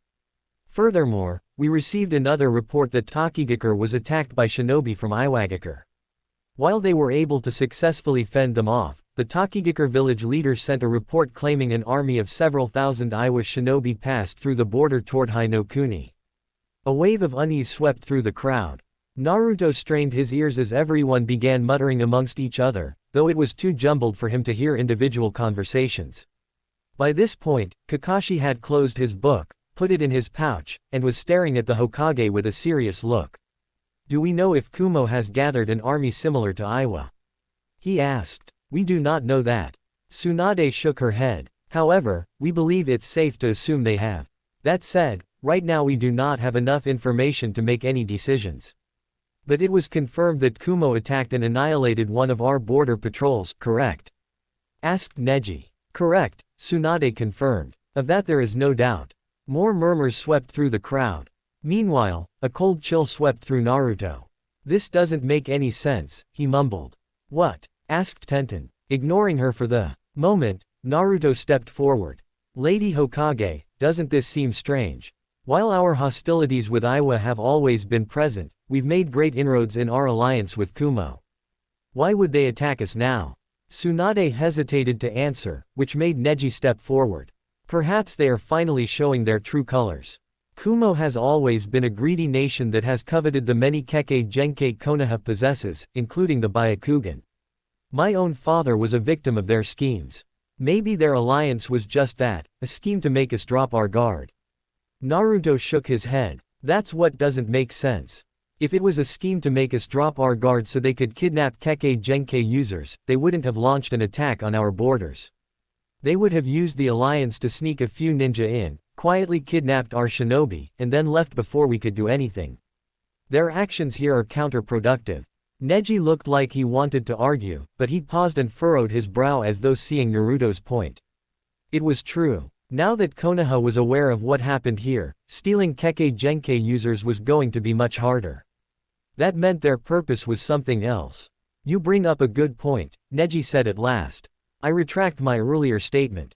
What they are doing right now doesn't make much sense. Whatever the case may be, Tsunade began again before anyone else could speak. The fact remains that we do not have enough information about the current situation to make any informed decisions. I will be putting all of our forces on a state of high alert. Furthermore, several of your squads will be receiving orders to do reconnaissance. We also need to deal with Iwa. According to Shibuki of Takigakure, Iwa's forces number several thousands. However, I suspect those are only the forces he was able to see. Iwa is also bordered by Kusa no Kuni and Aim no Kuni. Tsunade paused to allow this knowledge to sink in. Naruto glanced at his fellow shinobi's faces as they, like him, realized how serious the situation had become. I'll be giving all of you your orders at some point, so remain on standby and await further instructions, Tsunade finished. While everyone responded with a resounding, yes, Lady Hokage. Naruto could not help but notice how unsettled the words sounded. Iwa was bringing an army into their country, and Kumo attacked their border and may also have an army on the way. He didn't say anything, but it looked like this was the beginning of another shinobi war, though he sincerely hoped that wasn't the case. XOX. Naruto stood in front of the kitchen counter, kneading dough with his knuckles to make it stretch out. Once stretched and long, he twisted the dough up, grabbed both ends, began stretching it even more, and then lifted the dough and slapped it against the counter like someone playing jump rope before twirling it all around and repeating the process. He was making ramen with homemade noodles. Old man Tucci had taught him how to do this. By twirling and twisting the dough, he could exponentially enhance its elasticity. The dough spun, slapped against the counter, and twirled around until it looked like two snakes entwined around each other. Once it was ready, he set it all on the counter and began cutting it. While he was doing that, Tenten and Akane were sitting together at the kitchen table, quietly conversing about something. Naruto didn't know what they were talking about. He'd only introduced them a few minutes before stepping into the kitchen, but at least they weren't killing each other. That was a good start. Tenten had been pretty surprised to find out that not only was the Kyuubi not inside of him anymore, but that the smoking hot redhead was, in fact, the creature who had nearly destroyed Konoha when Naruto was first born. It had taken the girl a good 5 minutes to pick her jaw up off the floor. Immediately after she had, however, Naruto found himself bombarded with questions. He'd done his best to answer them, but he was nearly overwhelmed by the sheer number and speed they came at him. Akane had been kind enough to field the questions for him. When he finished cutting all the dough into several long strands, it was time to pull. Basically, he rolled them in some flour, and then began stretching it into what would become multiple noodles. One noodle became 2, 4, 8, and so on. He did this with each strand, making exactly 128 noodles with each. After which he cooked them. He had to get pretty creative for the cooking part. Naruto didn't have an oil fryer like the old man did, so instead he used a pot, creating each batch of noodles separately. He put the finished noodles in a bowl, which he served up with miso, added some greens, some chopped up uzumaki, and whatever vegetables he had on hand. Now with 3 bowls of homemade ramen in hand, Naruto wandered over to the table. The 2 women immediately became silent when he approached, causing him to frown. "I don't know what you two are talking about, but don't stop on my account," Naruto said as he set a bowl in front of them each. The chopsticks were already on the table. "Please keep talking. You know what they say, sharing is caring." "Sorry, Naruto, but women need their secrets," Akane said with a smile. "Well, I'm pretty sure those secrets were about me," he returned with a smile of his own. "Or were those furtive glances you kept stealing while you thought I wasn't looking something you do to everyone you meet?" "Obviously, it's something I do to everyone I meet." Akane sniffed. "You just happen to be the only person I have the pleasure of seeing every day." "Please stop, you two." Tenten moaned as she broke her chopsticks. "That back and forth you're doing is going to annoy me." "What's wrong with it?" asked Naruto as he swirled noodles around with his chopsticks. Akane had already taken her first bite. He felt his chest swell when her eyes lit up and she took a second. "Everything," Tenten murmured. "First, it makes you two sound like an old married couple." She slurped up some noodles, paused, and then finished swallowing. "These are good. Thanks," Naruto responded in a cheery tone. "Now, you were saying." "Right." Twirling the chopsticks in her hand, Tenten continued. "Second, I feel completely left out when you do that." "Fair point," Naruto admitted. "What's the third point?" asked Akane. "There isn't one," Tenten said. "Just those two." Naruto and Akane ate their food and pondered those words for a moment before deciding to just accept them. Everyone was hungry anyway. He had to admit that while his noodles weren't the best, they were still quite delicious. They were firm and soaked up the flavor from the broth quite well. Certainly, they were nowhere near old man Tuchi's ramen. However, Naruto also hadn't been making ramen for 50+ years. For someone who only started recently, his stuff wasn't bad. "For your information, I was informing Akane of everything that Lady Tsunade told us," Tenten replied. "And what do you think?" asked Naruto. Akane paused with the chopsticks halfway to her lips. She flicked her eyes back and forth between the two of them, then sighed and said, "Do I need to have an opinion about such an inane matter?" Before she finished bringing the ramen to her mouth. "Well, I suppose you don't have to," he admitted. "But you have a lot of experience with matters like this, right? I'm sure you've seen countless wars." "I have," Akane admitted. "And I suspect this one will be no different from all the others I've seen." "But don't you think it's strange?" asked Tenten. "Konoha and Kumo are supposed to be allies now. It's odd that they would attack us when our relationship had finally become so stable." "Not really." Akane shrugged. "You humans are always stabbing each other in the back for the most inane reasons. Power, land, resources, the ability to dominate and subjugate those weaker than yourself. Humans have and always will desire these things. It is an inescapable truth that I accepted a long time ago." Akane's words really had a way of killing the mood. They were filled with a cynicism that neither of the two admittedly bright-eyed shinobi had. Even Naruto, who had experienced some pretty horrible things in his life, if he did say so himself, could not fathom her words. "Well, I think it's strange," Tenten muttered. Dinner was ate mostly in silence after that, and when they were done, Naruto took the dishes into the kitchen and created a shadow clone to clean them. He spoke with Tenten some more while his clone loudly complained. However, Tenten needed to get a good night's rest since there was no telling what tomorrow would bring. Chances were good they would all need to sleep, so they were prepared for whatever missions Tsunade decided to send them on tomorrow. That night, Naruto was dressed in boxers and nothing else. Akane, perhaps still unused to sleeping in actual clothes, had gone nude. She lay against him, holding him close as though he were a pillow. Her eyes were closed, her breathing was even, and it looked like she had fallen asleep. He knew better. "Can't sleep?" she asked. He shook his head. "I'm worried about Yugito." Akane stirred slightly, but it was only so she could caress his bare chest. "The Jinchuriki of the Nibi. If I'm not mistaken, she is a Kumogakure shinobi, yes. And they are the people who launched a surprise attack on Konoha." "That's right. Them and Iwagakure. I don't know that one," Akane admitted. "But you are concerned about whether or not you'll have to fight her." "Not just that." Thinking for a moment, Naruto allowed his eyes to trail a crack on his ceiling. It went all the way to the wall before disappearing. "My biggest concern is that something has happened to her. I honestly can't see Yugito agreeing to fight against us. I mean, she spent so much time here, and she and I became so close. Would she really be willing to fight us? Hard to say, but she is a shinobi, so I'm sure she will loyally obey her ninja village even if it means betraying someone she cares about. Isn't that what it means to be a ninja?" While Akane's words were cynical beyond anything he'd ever heard, Naruto couldn't deny them. Ninja were and always had been weapons to wage war. They were raised in their village, taught how to kill from a young age, and trained to be loyal to the village, to put the village above everything else. Yugito was a loyal ninja. If her cage told her to betray Konoha, she would do it, even if she didn't like it. That thought put a damper on his feelings. "What will you do if she is an enemy?"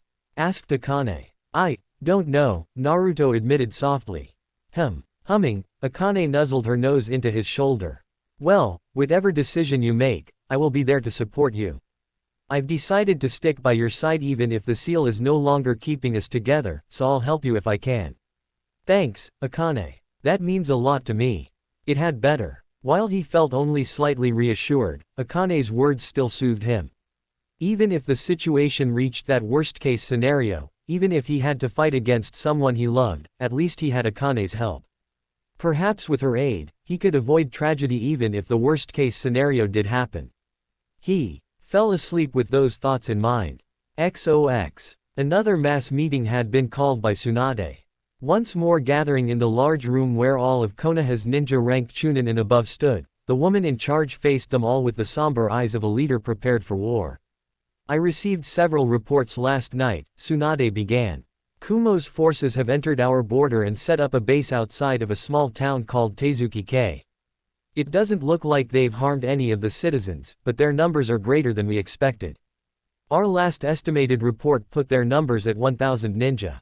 Soft murmurs escaped all of the ninja present except for a few like Kakashi and Naruto, who were once more standing beside the members of Team Guy and Sakura.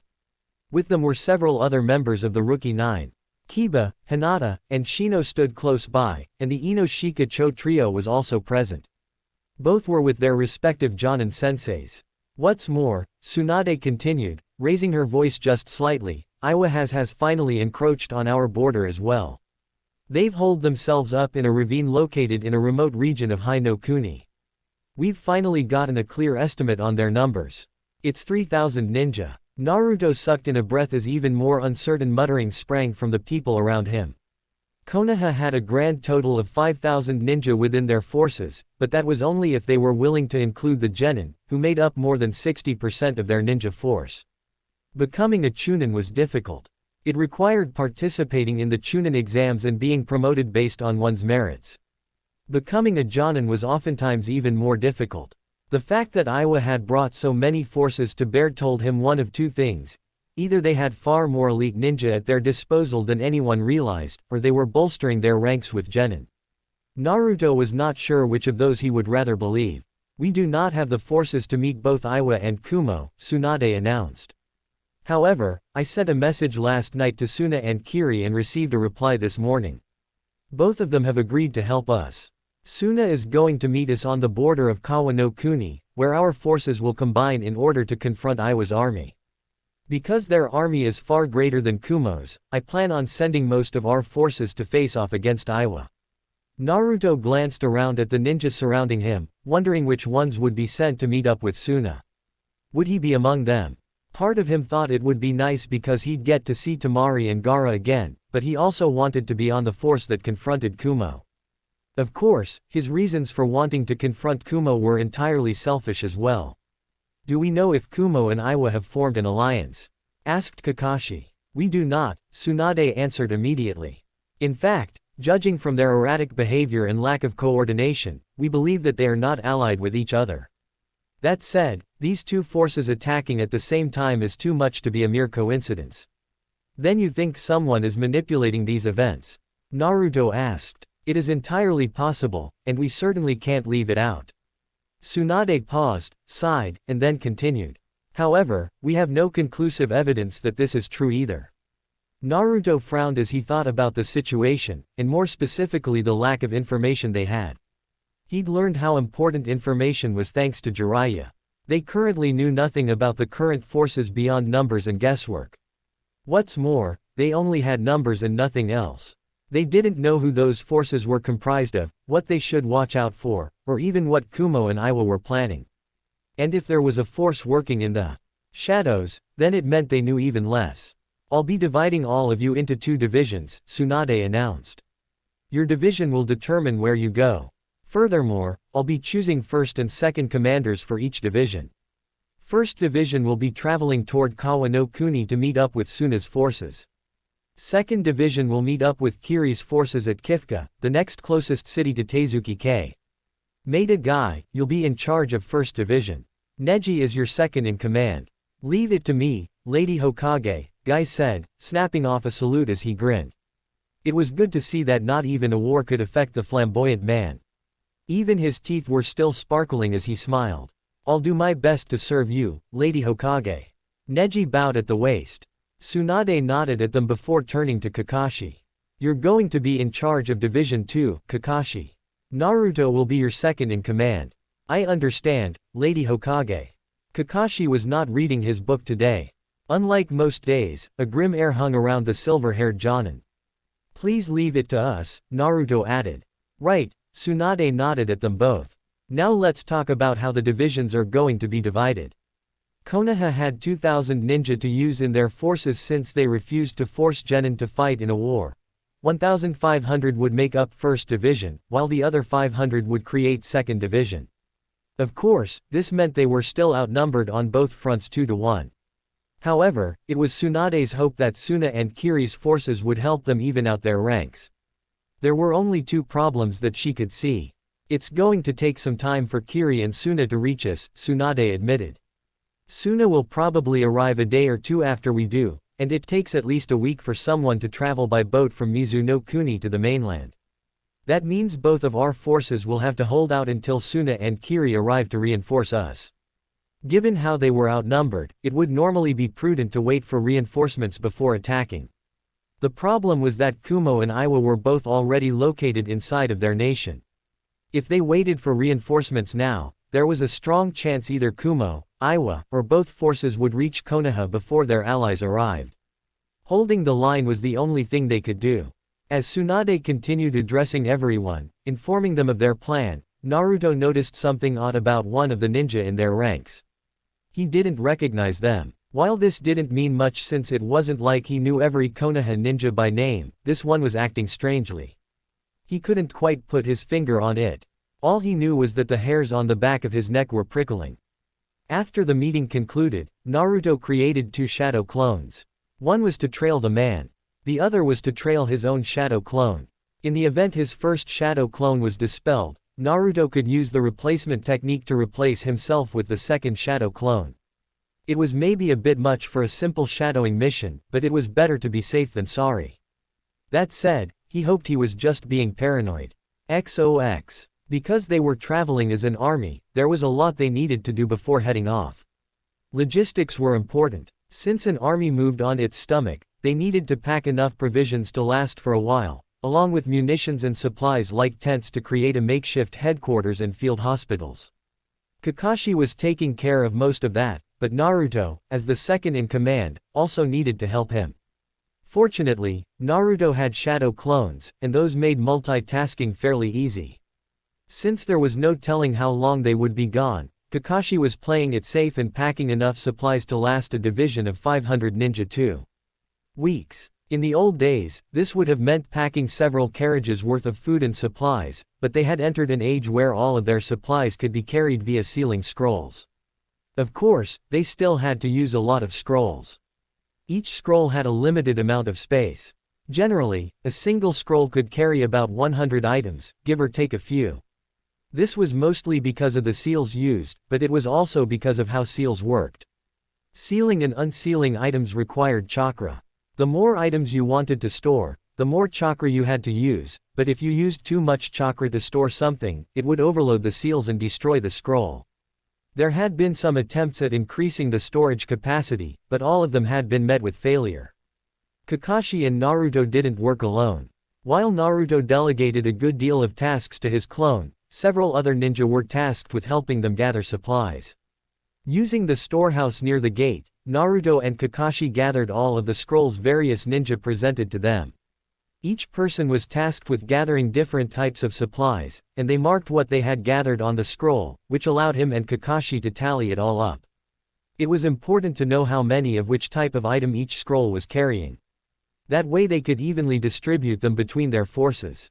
As they worked, Naruto told Kakashi about the strange person he had seen at the meeting. And you think this person might be a spy?" asked Kakashi after Naruto finished explaining what he'd seen. "I don't know." Naruto frowned as he studied the stack of scrolls on the table in front of him and wrote something down on a sheet of paper.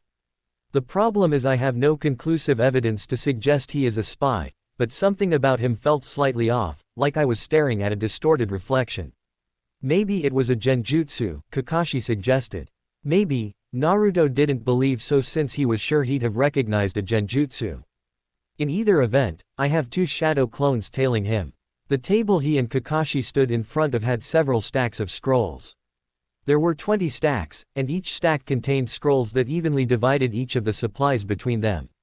The scrolls were all labeled to rations, kunai, shuriken, ninja wire, blood pills, soldier pills, medical tape, explosive notes, and so on.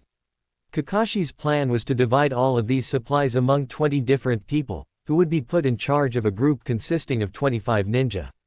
"While I wish you would have informed me of this sooner, I think you made the right choice in using shadow clones to tail this person," Kakashi said at last. "Thank you." Before he could finish this sentence, Naruto felt images flowing into his brain.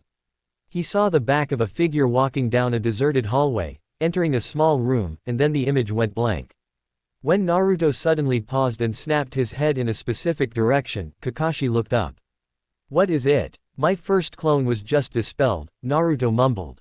"I'll be right back." Before Kakashi could tell him otherwise, Naruto used the replacement technique to replace himself with his second clone.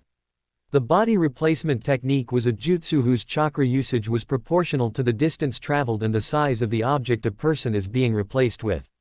Logs were great because they had close to the same mass and therefore required little chakra. Shadow clones used even less chakra, unless they were several kilometers away. Anyone else would have probably burned through their entire chakra reserves using this technique at such a long distance, but Naruto had reserves to spare.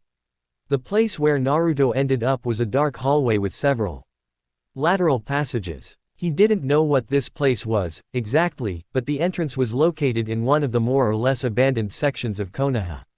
He traveled down the hall, using the memories from first clone to retrace that clone's steps. He kept his ears, eyes, and other senses on high alert. Someone had attacked his first shadow clone from behind. They were also good enough to sneak up on him, which meant he needed to be incredibly wary. It didn't take too long to reach the door. Placing just a finger against the door, Naruto sent wind chakra into and through the cracks in the door, using the wind as a sort of sonar device to map out the area beyond. There were 2 people on the other side, though the moment his wind chakra made contact with one of them, a burst of static filled his head. He flinched away from the door and grabbed his head. It felt like someone had decided to disrupt his technique by shoving their own chakra into the air. Shaking his head to clear it, Naruto returned to the door and sent more chakra through it. That second presence is gone. Narrowing his eyes, Naruto unlocked the door and opened it just a crack. He peeked inside. He couldn't see anything. Clicking his tongue, he opened the door more and swept his gaze around the room. It looked empty at first, but then he spotted the lump lying on the floor. Opening the door even further, he slipped inside and made his way toward the object. The lump was actually a body. It was the body of the person he had been following. Naruto couldn't figure out how old this young man was, but they appeared at least slightly older than him. He had a pale face, black eyes that were glazed over in death, and wore all black clothing. A kunai pouch hung at his hip. There were no other identifying marks. Rolling the man over, Naruto placed a hand on the person's neck, confirming what he'd already known. This person was dead. However, when he sent chakra into their body, he found something interesting. There's foreign chakra residue inside of them. Naruto retracted his chakra, pulled out a scroll, and sealed the body. He didn't want to overpower the foreign chakra with his own. Also, by sealing the body, he was preserving the chakra inside since time didn't exist inside of a sealing scroll. Standing up, Naruto made his way out of the room and began retracing his clone's steps to leave this place. He needed to deliver this scroll to Tsunade, who would probably send the body to either the hospital for an autopsy or even the analysis team. With luck, they would learn something useful. He had a bad feeling about what had just happened. XOX. Several days passed by in the blink of an eye. He had sent the body to the hospital where Shizune and Sakura worked. After informing them of what he found, Naruto went to the Hokage and gave her a similar report on the events that had transpired. While Tsunade was worried, she told him that they wouldn't change their plans. Naruto had agreed, and several days later, preparations to move out were complete. Naruto and Kakashi stood in front of 500 ninja at the north gate, all of whom were staring at the two of them with expectations in their eyes. There were several teams Naruto recognized, such as Team Kurenai and Team Asuma. Hinata, Kiba, and Shino were standing beside Kurenai. Right next to them was Asuma, Ino, Choji, and Shikamaru. He spotted a few other ninja he was vaguely familiar with, but they were only people he knew in passing. Sakura was also present alongside a squadron of medical ninja. It looks like everyone is ready, Kakashi said. Seems that way, Naruto agreed. They were heading out before First Division, which wasn't because they were supposed to but because it just took longer for the larger division to finish their preparations. Naruto didn't envy Team Guy for their workload. Aren't one of you going to give a last-minute speech or something? Asked Akane. She was standing beside Naruto, dressed in a simple kimono, a dark crimson dress that matched her hair. A large gap in the front made her cleavage spill out. The kimono parted along her legs to reveal milky white calves and thighs. She wasn't wearing any sandals, but that didn't surprise Naruto since she seemed to hate footwear. Why are you here again? Asked Kakashi in what seemed like a bored tone of voice. Naruto knew better. Kakashi wasn't reading his book. I have the Hokage's permission to come along, Akane replied with a fanged smile. Besides, I can help. You know who I am, right? I am perfectly aware of who you are, Kakashi said. And it's because I know who you are that I'm wary of letting you come with us. While Akane didn't seem to be bothered by the man's words, Naruto glanced at his former Jonin sensei. I know you don't trust her, but I do, so please at least give her the benefit of the doubt. Kakashi sighed and scratched his hair. He didn't know of the relationship between Naruto and Akane, or at least, Naruto hadn't told him that they were intimate. That said, he was sure Kakashi suspected they were close. Fine, the copy ninja mumbled with a sigh. You have the Hokage's permission to join us anyway, so it's not like I can say anything. Akane grinned. It wasn't really malicious or anything, but the smugness exuding from her seemed to put Kakashi off. The Jonin turned toward the ninja of the second division, looking at the sea of faces. All of their headbands reflected in the light. We're moving out, Kakashi announced. Be ready to travel swiftly. We're not going to stop until we reach Kifka. Kakashi received a chorus of affirmatives, and then he, Naruto, and Akane turned around and raced out of the gate. The sound of stampeding feet followed them. Their journey had begun. XOX. Tsunade had decided to head down to the hospital. The familiar white walls greeted her as she marched toward her destination, taking turns and traveling downstairs seemingly at random. People greeted her on the way. She returned their greeting with a half-hearted reply. Her mind was elsewhere. It didn't take more than 5 minutes to reach the room she wanted. The room where the body of the ninja Naruto had tailed was currently being kept. There wasn't anything special about this room. Somewhat on the small side, the main features were the hospital bed where the corpse was lying, a counter with several supplies, and some scanning equipment. Someone else was already inside. Lady Hokage. Inoichi's blonde hair swayed as he turned to face the woman and bowed. Tsunade gestured for him to not stand on ceremony. I'm surprised to see you're still here. I figured I'd keep working on this. Inoichi gestured toward the medical table. Call me paranoid, but I feel there's something about this body that I can't leave unsolved. I have a feeling it could prove dangerous if we don't learn everything we can. Tsunade nodded. She agreed with him, of course. Have you learned anything? Not as much as I would like, but I did learn something. Tsunade wandered up to the medical table. The body resting on it, lying with his limbs straight, didn't look like much. He was just a plain man with dark hair, average features, and the muscular physique of a ninja. She didn't recognize him, but that didn't surprise her. There was a single line running from his clavicle to his sternum. Shizune and Sakura performed an autopsy but couldn't find anything useful, she said. It seems he was just an average chunin with no special abilities or anything. That's only partly true, Inoichi said. An autopsy won't reveal anything. It only reveals what's in the body, but it says nothing about their mind. He placed a hand on the man's head. Naruto mentioned that he found traces of chakra inside of this person. I was able to retrace the chakra to its source and discovered remnants of a jutsu being used. Do you know what kind of jutsu? Asked Tsunade, glancing from the body to Inoichi. He shook his head. Unfortunately, I was not able to determine what jutsu was used, but I have a guess. Let's call it a hunch. What is it? Inoichi paused as if considering his words. I heard about something happening in Suna when Gaara was kidnapped. A man named Yura was a sleeper agent working for Sasori of the Red Sand. A technique called Seno Sosa no Jutsu had been used on him. Basically, a small needle is implanted into the brain's memory center and seals away the target's memories. This allows them to safely spy on the enemy for long periods of time. No one knows he's a spy, not even himself, which allows him to spy without anyone ever catching on.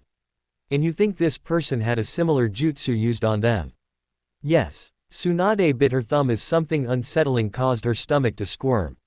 There were many problems with this scenario, the first being that if what Inoichi said was true, then it was possible they had several sleeper agents like this one. That was not a pleasant thought. However, there was another disquieting issue. She had no idea who this sleeper agent belonged to. None whatsoever. And that was what scared her the most. Chapter 60. Jinchuriki Battles. The town of Kifka normally took 2 days to reach if one traveled from Konoha. For a ninja, it only took half that time. Usually, the second division had to move more slowly than normal thanks to how many of them there were, but they still managed to reach Kifka in a little over a day. However, they didn't set foot inside of Kifka itself. No one wanted to worry the locals. Kakashi had them set up camp about 2 kilometers from the village. Several tents were erected, fire pits were prepared, and a perimeter was established to defend against intrusion. Naruto also helped set up the perimeter. He used a form of monitor seal that would alert several ninja with the corresponding seal on their hands to any intruders who weren't a part of their army. This was a seal of his own design. He called it Monita Fuin. Naruto. Looking up from the seal he'd set into the ground and hidden with a camouflage sheet, Naruto glanced at the person who'd called his name. It was Kakashi. What's up, Kakashi? Asked Naruto as the man walked up to him. I'm heading into the village to wait for our friends from Kurigakure to arrive, Kakashi said. I don't think it will take more than another day or 2, but I need you to remain here and keep an eye on the camp. Also, send out some shadow clones to scout the surrounding area. I can do that. Naruto nodded, and then tilted his head. What about Kumo? Should I see if they are still located near Teizukige? Kakashi cupped his chin and pondered that.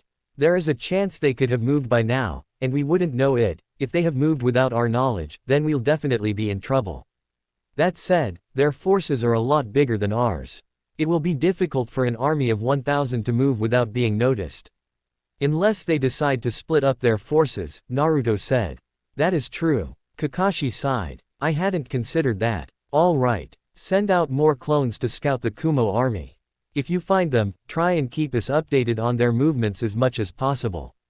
Let us know if there's any suspicious activity or movement. Will do. Kakashi thanked him and left soon after, heading toward Kifka, where he was supposed to meet with their allies from Kurigakure. Naruto returned to camp to see that everything was mostly set up. There were several dozen prefabricated tents. Most of them were a drab gray. 2 of them weren't. The first one that wasn't gray was the command tent, which was about twice the size of the other tents and made from camouflage material. Other than the command tent, the makeshift hospital that Sakura was in charge of was about 3 times the size of everything else and pure white. It had to be large, though. Naruto heard that the hospital had 12 beds for injured patients. There were 80 tents in total, and all of them were scattered across the semi-open clearing. He couldn't see all of them because trees were in the way. Given how many people were in this division, their encampment was about half a square kilometer. Naruto had been forced to divide his SEALs between several different squads since it would be a pain for him to trek across such a large space if an intruder entered their camp from the opposite side. As Naruto reached the tent he was sharing with Akane and Team 10, he found Choji, Shikamaru, and Asuma getting everything ready, while Akane and Ino chatted together. Team 10 did not know who Akane was yet. Only a few people like Kakashi, Tenten, and Sakura were aware of her real identity as the creature who had attacked Konoha 16 years ago. To everyone else, Akane was just an exceptionally beautiful and skilled mercenary who Naruto had grown close to during his travels. That was their cover story. You're not serious. Ino was shouting as the 2 of them sat on a log and talked. Then you and Naruto have. Her face turned a fierce shade of red. One of Akane's fangs poked out of her mouth as she smiled. Naruto and I have sex most nights. Those words caused Ino's blush to spread across her face. At the same time, she leaned in as though she wanted to hear even more of the juicy details. Naruto almost sighed. Not even time could change this woman into less of a gossip. But, what about Tenten? Tenten has had sex with us too, Akane said. BWA. That's quite the reaction, Naruto said as he walked up to their tent. Naruto. How long have you been there? Asked a surprised Ino. Long enough to hear your conversation about my sexual proclivities, Naruto said, much to Ino's embarrassment. Anyway, Ino, you can't leave all the work to your teammates. Why don't you help them out by setting up the sleeping bags? Ino looked like she wanted to argue, and in fact, her mouth was halfway open while her face was set in an expression of protest. She paused before speaking, glancing at Shikamaru, who was helping Choji set up the tent, and Asuma, who was cooking some food in a heating pod. The blonde woman allowed her shoulders to slump. Yeah, okay, I'll help out. Then, as if doing a complete 180, she pointed at Akane. But you are going to tell me more about what we were talking about later. Akane shrugged. Sure, if that's what you want. Nodding at those words, Ino walked off to begin setting up the sleeping bags. Naruto watched her say something to Shikamaru and Choji as she went inside the tent. Then he turned to Akane and raised an eyebrow. Making friendly by telling her stories about our sex life, he asked. Ino said she was curious about our relationship. Akane defended herself with a smile. I was merely giving her some of the details. She glanced at the tent. It always surprises me that no matter the era, young girls like her always long to gossip about the same thing. And that is, boys, relationships, and sex. I should have figured that. After making sure Ino was doing something instead of just sitting around and gossiping, Naruto grabbed Akane and headed further out. He waited until they were about a kilometer from the camp. Then he found a place where he could create over 100 shadow clones. Half of them were ordered to spread out and transform into various inanimate objects. They were gonna be his eyes and ears, the camp's first line of defense, as it were. The other half was ordered to head for Teizukige and scout out the movements of Kumo's army. You know, you didn't need to take me with you if that's all you were going to do, Akane said as they walked back toward the camp. You're right. Naruto admitted with a nod.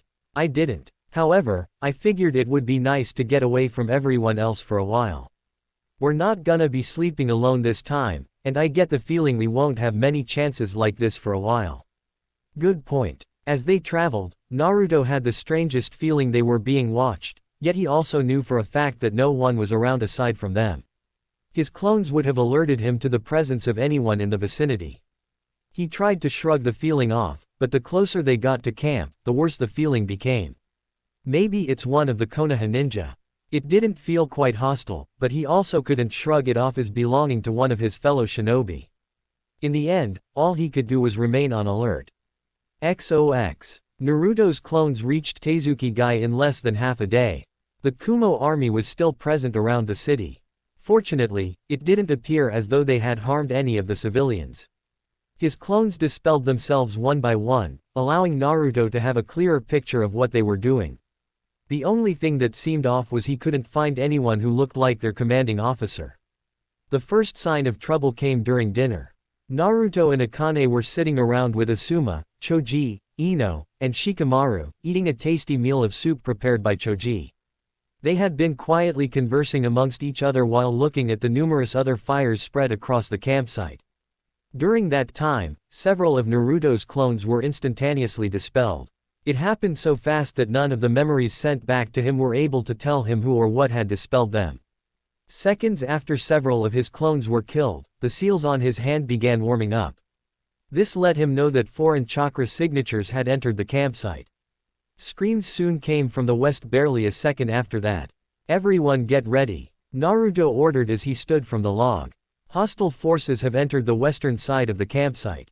Asuma and Shikamaru, check the perimeter on the other side. There's a chance they might attack in multiple directions. Ino, head over to the hospital and help Sakura. Choji, I want you to alert everyone who isn't under attack about what's happening. Tell them to be on the lookout for other intruders. Yes, sir. Team Asuma quickly went off to do as they were ordered. Meanwhile, Naruto had Akane follow him as he raced toward where the intruders were located. Do you know how many there are?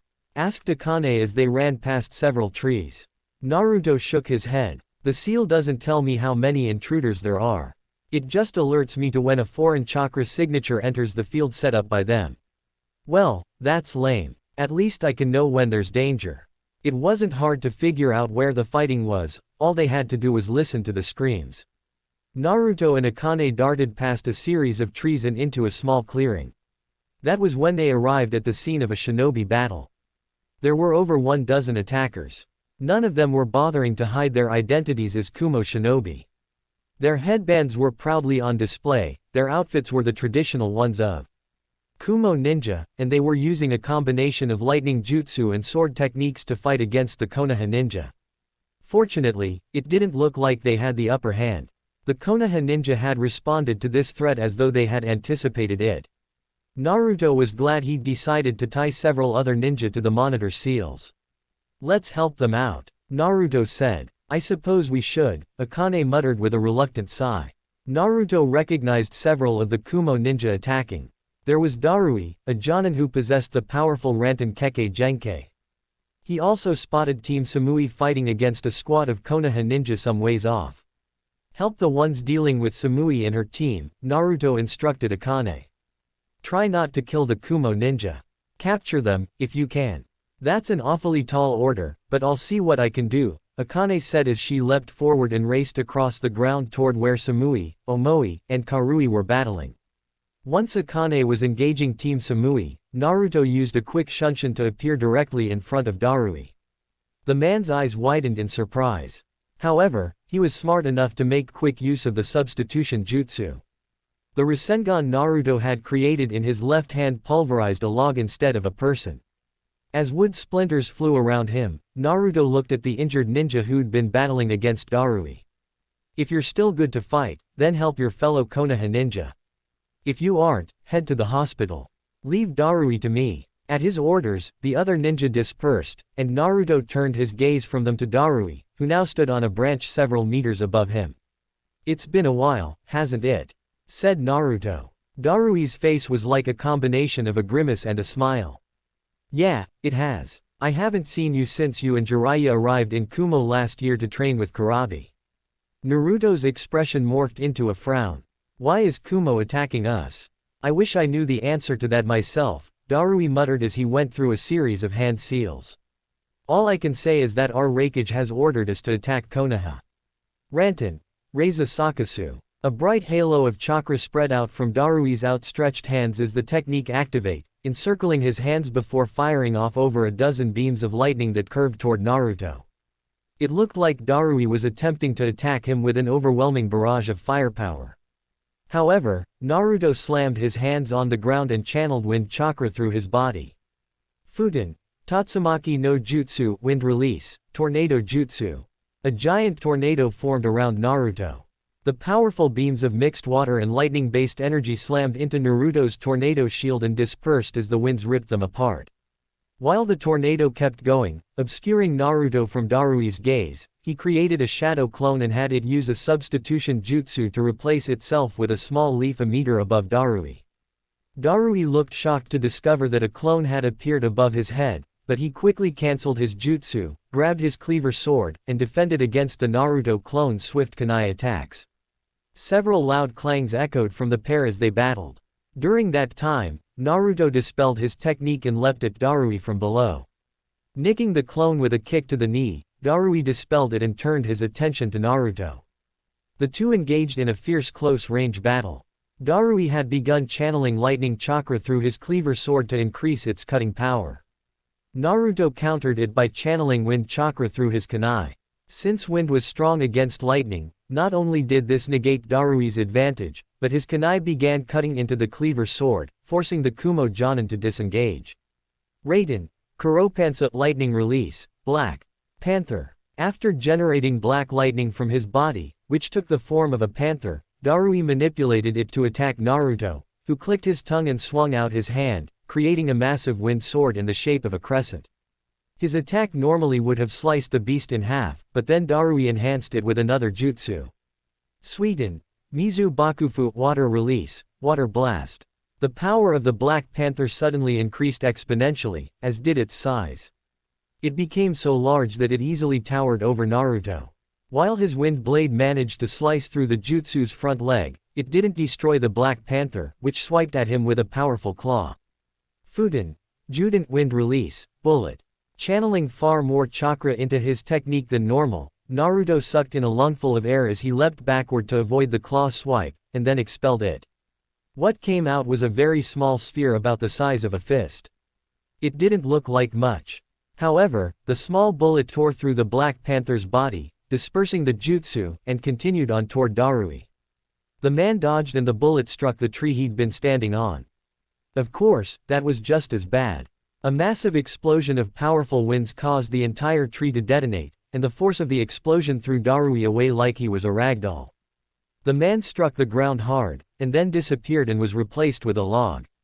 Another substitution jutsu. Naruto expanded his awareness by creating a large sphere of wind around himself, using it as a sonar.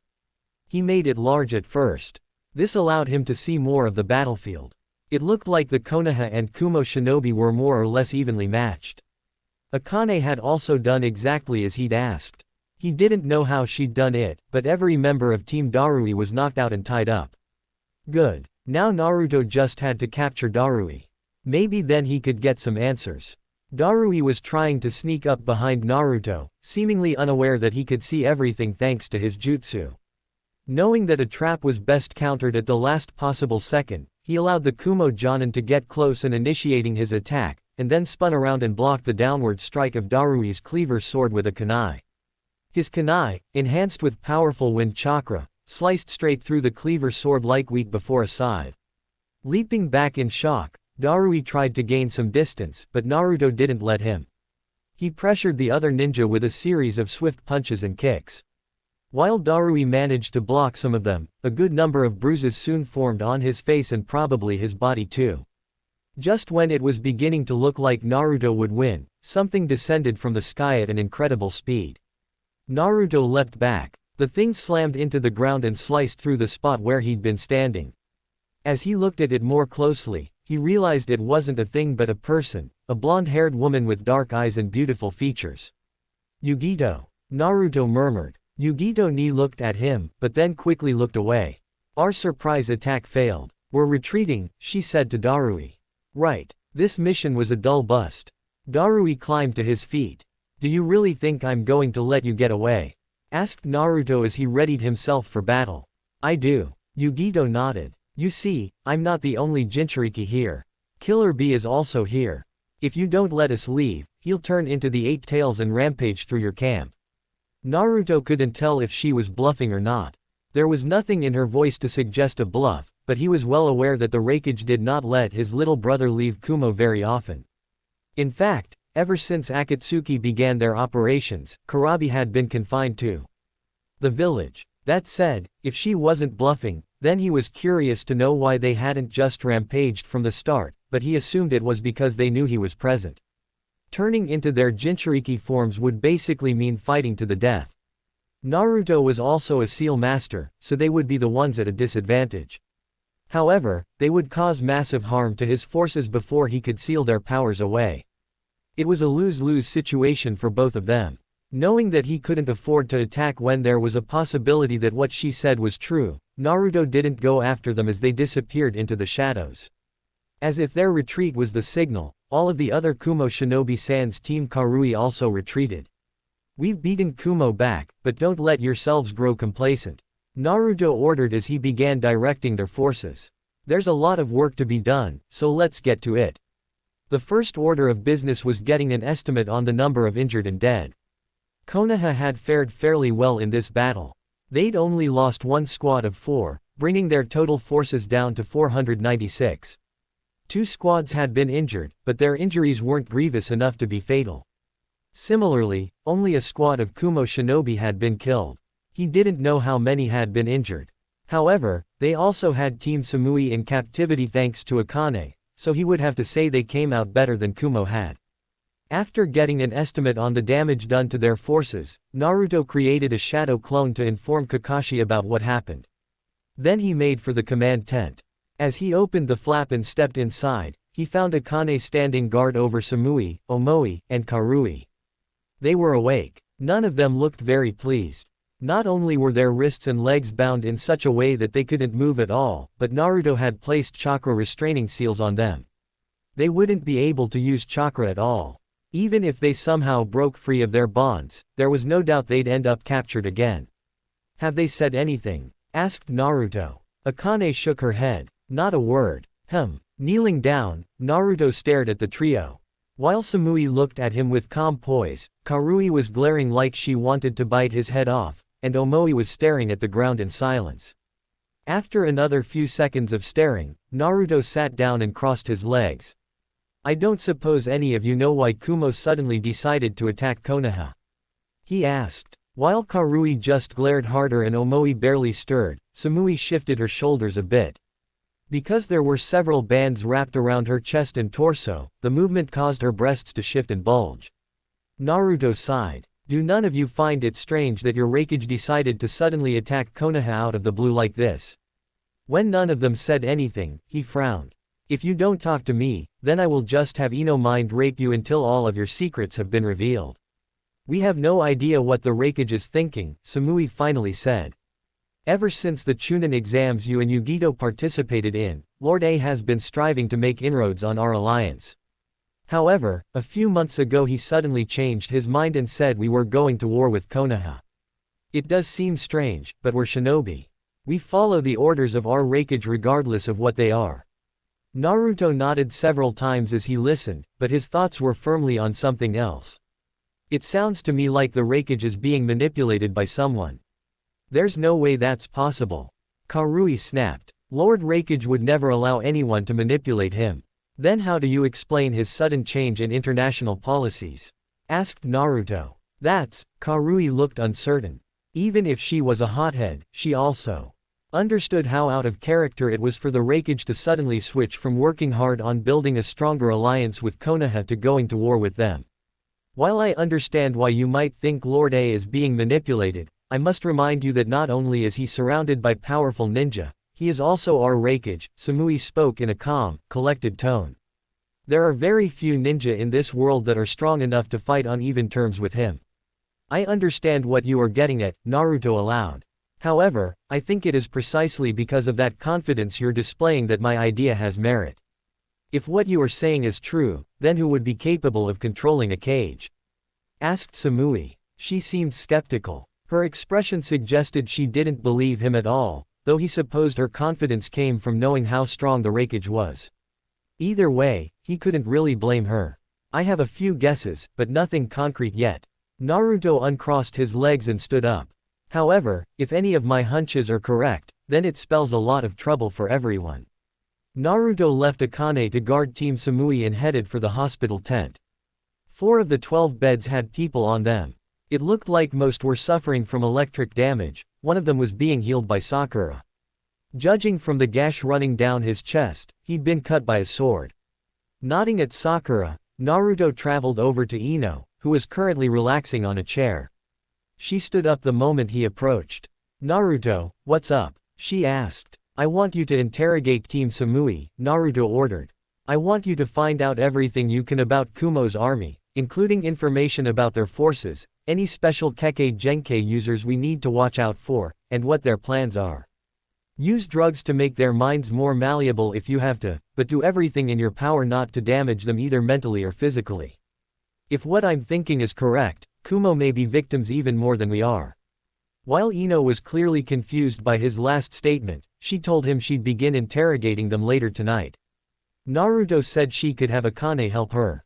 While the immortal woman wasn't an interrogation specialist, she was incredibly talented at manipulating humans, having well over several hundred or maybe even several thousand years worth of experience. After leaving the hospital tent, Naruto found a quiet place far from the campsite. He created several more clones that took the place of the ones that had been dispelled. Then he found a tall tree to climb up. Reaching the highest point, Naruto stuck to the top with chakra and gazed at the forest spread out before him. Somewhere within this vast forest was Yugito-ni. He narrowed his eyes. What am I going to do about her? Naruto didn't have an answer. XOX. Given the nature of the situation, Naruto had decided it would be prudent to expand his patrols. He created several hundred more shadow clones and had them spread out. The idea was to set up a perimeter and also locate any Kumo shinobi long before they arrived at the campsite. Kakashi was still in Kifka, waiting to meet with their allies from Kiri, which meant he was in charge until then. 2 days had passed since the sneak attack by Kumo. Samui, Karui, and Omoi had been put under constant guard. There had been no further attacks, but Naruto had discovered via his clones that Kumo's army was no longer in Teizukige. He wouldn't admit he was worried, but, well, he was worried. Naruto, a voice called out to him just as Ino entered the command tent. Naruto and Akane looked up as the girl saluted. I've finished interrogating those 3 Kumo ninja. Did you find out anything? Asked Naruto. I discovered a bit. Ino paused as though collecting her thoughts. They confirmed that Kumo's army is 1,000 strong. It consists mostly of Chunin, but there is one Jonin for every squadron. The person in charge is Darui. His second in command is Yugito-ni. I couldn't find out their plans, but that is because those 3 don't know them.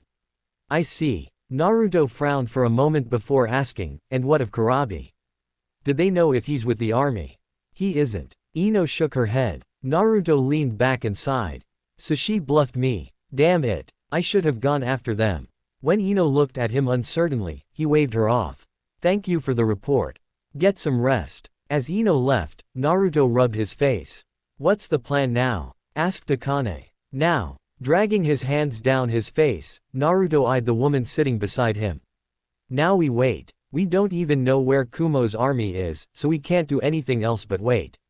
Waiting, huh? I once heard from an old soldier several centuries ago that waiting was the worst part of any war, Akane mumbled. Her tone was conversational, idle even. I think I'm beginning to understand what he meant. Waiting for something to happen sucks. Yeah, Naruto sighed as he stared at the map of Hai no Kuni. It was marked in several places. Kifka and their campsite was marked in red. There were also several X's to mark where his clones were patrolling. I hate waiting. Do you mind if I ask why you are using clones to patrol the campsite? Asked Akane. Shouldn't you use your shinobi? There are 500 ninja under your command. It would be easy to make them patrol the perimeter for you. Naruto looked up from the map. Akane was staring right at him with her carnelian gaze. He considered her words for a moment, then grinned. I could order them to go on patrol for me, sure, but that wouldn't be using my soldiers efficiently. Naruto glanced at the map. We have 500 ninja to face off against a force that is twice as large. I can't afford to needlessly waste their strength doing something that I can easily do myself. Besides, shadow clones were made for reconnaissance purposes.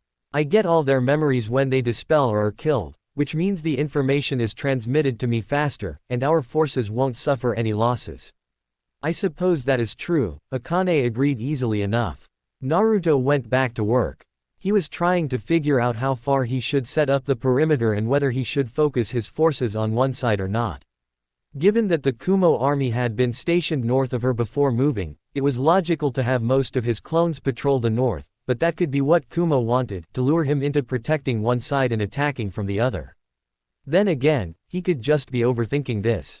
Sighing, Naruto realized he couldn't make a decision when he didn't have enough information. Come on. Akane suddenly stood up and grabbed his hand. Huh, Naruto muttered as he let the woman pull him to his feet. I said come on. Akane pulled him behind her. You're not going to solve anything like this. I think you need some fresh air. Naruto was about to oppose her suggestion, but then he sighed and nodded. Yeah, okay. The camp looked no different now than it always did. Naruto saw a number of ninjas standing around and chatting, while some were making lunch and others were just relaxing against the trees. None of them looked worried. He didn't think it was because they were unaware of what was happening, but perhaps using his clones to patrol had put them under a state of false security. As the thought crossed his mind, Akane led him through the camp. Several ninja greeted them. He waved back and smiled, but his mind was elsewhere as the two of them walked. Where are you taking me? Asked Naruto. Nowhere, Akane said, still holding his hand. I just thought you could use a walk to clear your head. Naruto accepted that with an easy nod. She was probably right anyway. He'd been trying to think of what Kumo would do after their sneak attack failed, but he hadn't been able to come up with anything. His mind kept going in circles. Getting outside and not thinking about what their enemy will do next was a good idea. And yet, the moment this thought crossed his mind, he froze as several images blasted their way into his brain. He held a hand to his head and tried to sort through them. It seemed several shadow clones had dispelled themselves. Grimacing, he began separating the images into something more coherent, but when he did, the vision they created made him pale. What's wrong? Asked Akane. Naruto looked at her and felt his lips tremble. There is a large army of Kumogakure ninja heading right for us. Oh. Akane paused. That is not good. No, it's not good at all. Knowing that Naruto needed to get everyone ready, he created several shadow clones and had them quickly order all of his forces to prepare for battle and meet in front of the command tent. He also created another shadow clone and had it inform Kakashi of what was happening. The command tent was located in the largest clearing within this section of the forest. All 500 ninja were able to stand in this place. That said, it was impossible for people in the back to see Naruto if he just stood on the ground, so he used wind chakra to levitate himself above the heads of everyone else and projected his voice. Kumogakure's army is on the move, Naruto informed everyone. They are currently heading this way, which means they plan on confronting us. Their army is large. We're outnumbered 2-1 here. That said, we still hold every other advantage aside from numbers. This our homeland, our turf. We know it better than them, which means we can use the terrain to our advantage. None of the ninjas said anything. Of course they didn't. Maybe they would be more willing to talk in an informal setting, but they were currently on the cusp of battle. Unnecessary chatter was unbefitting of a ninja.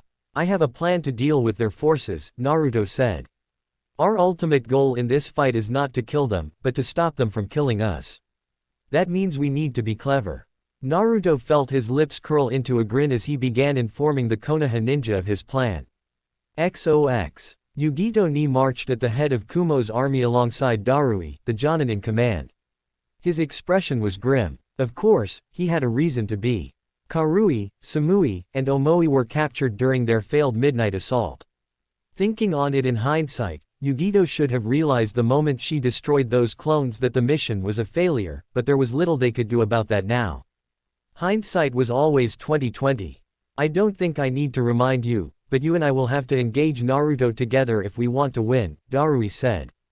Because their army was 1,000 strong, they were being forced to move through the forest slowly.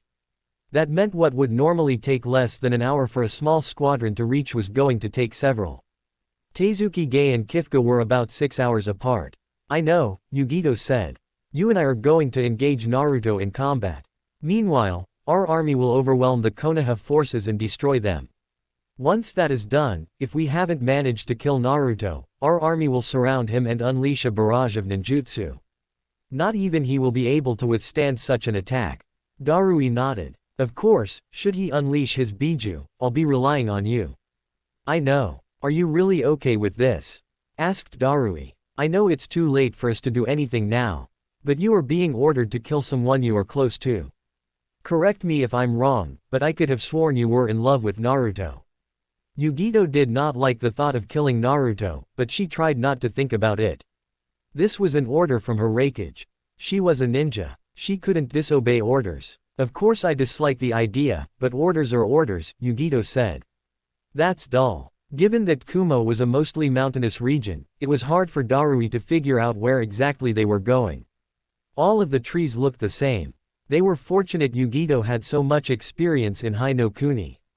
Thanks to the alliance they used to have, with Konoha, she had spent almost as much time in Konoha as she had Kumo, which meant she knew her way around the nation. They soon arrived at the clearing where Konoha's campsite was located, should have been located. Yugito and Darui both stared at the now empty camp. The tents were still there, several fires were still going, and it even looked like a couple of people had left their cookware out, but there was no one present. The campsite was empty. What the, did they all move out already? Asked Darui. It's possible Naruto received an advanced warning, Yugito murmured as she looked around with a sense of unease. I bet you anything he decided to create more shadow clones after the attack and have them remain on guard for us. He probably knew we were coming for several hours and had his forces abandon the camp. But why bring out such a large force if you aren't going to fight? Darui wondered out loud. Knowing Naruto, he probably has a plan, and we definitely won't like it. Darui pondered her words with a thoughtful frown, and then ordered the army to spread out and search the camp. A third of their forces were ordered to retreat to a safe distance in the event of an enemy ambush. He didn't know if they would find anything. However, Yugito was sure the Jonin commander was hoping to discover where they had gone somehow. The problem was that no one found anything. There was no indication that anyone had ever left, not even footprints to mark someone's passage. Yugito found that disturbing. While all ninja were trained in erasing their tracks, a large army numbering in the hundreds couldn't erase their tracks or presence so easily. It took time. And Yugito knew for a fact that Konoha's forces had not been given the time necessary to remove all trace of their passage. Even if they tried, there were sure to be some clues that they missed in their haste to leave. A stray footprint, a chakra signature, a scent that wasn't erased. There should have been something. She had a really bad feeling about this. Just as a cold chill swept through her body, several hundred voices screamed in unison. Yugito spun around to find that a good portion of their ninja were buried up to their necks. She couldn't get an estimate of how many had been caught in this simple trap, but while the vast majority had escaped it, there must have been at least several dozen that hadn't and were now trapped in the dirt. As if the sprung trap had been the signal, several hundred shuriken and kunai suddenly flew through the air from above them. Yugito realized with some shock that a number of Konoha ninja were hidden in the trees. She and those who managed to avoid getting buried underground defended the ones who were trapped, but that also left them open to surprise attacks. Almost before the long-range barrage had stopped, a number of Konoha ninja emerged from beneath the ground and attacked. The Kumo ninja tried their best to defend, but then several more ninja appeared from the surrounding forest. Among them Yugito could see an Inuzuka tearing through their forces alongside his dog companion, a Hyuga. Girl slowly decimating the unprepared ninja with her Juken, an Aburame who used his bugs to drain Kumo ninja of chakra, and the next incarnation of the Ino Shikacho trio. On their own, none of these ninja would have posed a threat, but together, and when combined with how effective their surprise attack was, the Konoha ninja were able to decimate their ranks very quickly. Raiden. Kanden Haribari, lightning release, electric shock needles. Darui went through a number of hand seals and then threw his hand into the air. A number of blue needles like tiny lights surrounded him, but then they quickly flew into the air. Darui made another hand seal and shouted, "Katsu!" And the needles exploded as if they were fireworks. That was the signal for the ninja who had been held in reserve, and they poured into the clearing seconds later to engage the Konoha ninja. What had once seemed like a one-sided battle now became more even. However, that would change soon. Konoha was already outnumbered to begin with. Now that their forces had been reinforced, Kumo was able to simultaneously engage their enemy and help their allies who were stuck in the ground, thereby increasing their forces' power through numbers. Just as it looked like the battle would turn in their favor, a flash of blonde appeared in front of Yugito and slammed into her. She grunted as she flew backward. Sliding along the ground, she tried to stop her forward momentum, but then something slammed into her again and again, pushing her back before she had a chance to recover. Oddly enough, the attacks didn't really hurt. They stung a little, but she had the feeling their intent was not to damage her, but to get her away from the main battle. Recovering her wits enough to concentrate, Yugito coated her body in lightning chakra. A yelp echoed from her attacker. The figure backed off, allowing her to finally see who she was fighting. A part of her wished she hadn't. Naruto. XOX. It had been a really long time since Akane had battled someone in one-on-one combat. The time hadn't dulled her senses in the least, nor did her weakened state mean she was at a disadvantage. Raiden. Kuropansa. Darui generated black lightning from his body, from which a panther took shape and leapt at Akane. She silently watched as the beast tried to shock her with lightning. Raising a hand, she calmly erected a red shield of energy, which the black lightning splashed harmlessly against. What sort of jutsu is that? Darui wondered out loud as he went through a number of hand seals and manipulated the Black Panther to leap at her. It's not a jutsu at all, Akane replied as she released the barrier. The Black Panther leapt at her as she channeled chakra into her fist, reared it back while twisting her body, and then thrusting it forward. She slammed her fist into the panther's nose. The beast exploded, causing lightning to arc out everywhere. Wearing a smirk at the flabbergasted expression on her opponent's face, Akane deigned to answer him. It's just chakra manipulation, Akane said. Darui looked a bit nervous. You must have some seriously insane chakra control to manipulate it like that. I'm even better at controlling my chakra than Tsunade. Akane smiled. Well, that's pretty dull for me. Darui created a shadow clone, and both he and the clone went through the same hand seals simultaneously. Akane recognized the jutsu they were going to use since they had just used it. Raiden. Daburu Kuropansa. Two black panthers leapt at Akane, appearing from within Darui and his clone's hands. Akane slid her feet across the ground as they pounced at her. Then she lifted her foot and swung it around, cutting straight through the first panther with ease. Planting her foot back on the ground, she lifted her other foot and pierced the second panther's face with her heel. Her legs were glowing in the same red chakra as before. That isn't normal chakra, Darui muttered. I feel like I've seen this sort of chakra before, but it couldn't be. Akane almost smiled. He probably recognized that the chakra she was using was the kind all Biju used, which was generally referred to by the ignorant as Yuki, but he couldn't accept it because that would mean something he likely had no desire to contemplate. On the off chance that he did accept what he was seeing, he'd probably assume she was a Jinchuriki like Naruto. Since you were kind enough to show me some of your techniques, allow me to show you one of mine, Akane said.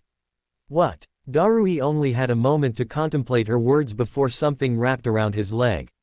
He looked down. Jutting from the ground was an ethereal red tail. He turned his head and stared at her, and then his eyes widened. Akane finally smiled. He must have noticed the red tail emerging from her back. Oh, this is so due. He wasn't able to finish that sentence as Akane hurled him into the air, and then slammed him back against the forest floor. She frowned when his body didn't form a crater. That was when Darui disappeared and was replaced with a log, causing her to click her tongue and summon another dome of red energy to protect herself. A bolt of lightning slammed into her barrier just as it solidified. Tracking the lightning to its source was easy. She turned around and pointed at Darui, hidden within the trees. A beam of red energy shot from her fingers and forced him to move. As he leapt out of the tree, the beam tore through it like it was made of paper and continued on. Darui looked back and whistled as her attack blasted several more trees apart. Not only do you have an odd way of using chakra, but you're quite the powerhouse. Darui turned back to look at her. I've never heard of a ninja with your unique talents. A person of your strength should have been famous by now. I like to keep a low profile, Akane said, and then she disappeared. So fast. Darui barely had time to remove his cleaver as Akane suddenly appeared in front of him and attacked. He blocked her clawed strike by grabbing the weapon with both hands, but then Akane disappeared again and attacked him from behind, forcing him to roll forward to avoid it. As he skipped back to his feet, something powerful wrapped his arms, legs, torso, and neck. When he glanced at them, he saw that they were tails. Indeed, the objects wrapping around him were tails, long and furry tails that sprouted from Akane's backside. Furthermore, a pair of fox-like ears were twitching on her head. His eyes widened. There's no way. Are you correct? Akane's smile showed off her sharp canines. I am indeed the Kyuubi, and if you know what's good for you, you'll order these forces to stand down. Darui looked indecisive, but as he was silently trying to determine what the best course of action was, several more ninja came out of the forest. These people were not Konoha ninja. They wore a pinstriped material as bracers and greaves, which merged into their sandals. Underneath this was a black shirt and pants, over which they wore a gray flak jacket. The gleaming silver headbands on their heads, which had the symbol for water, marked them as Kurigaku ninja. Oh, my. It looks like our reinforcements have arrived.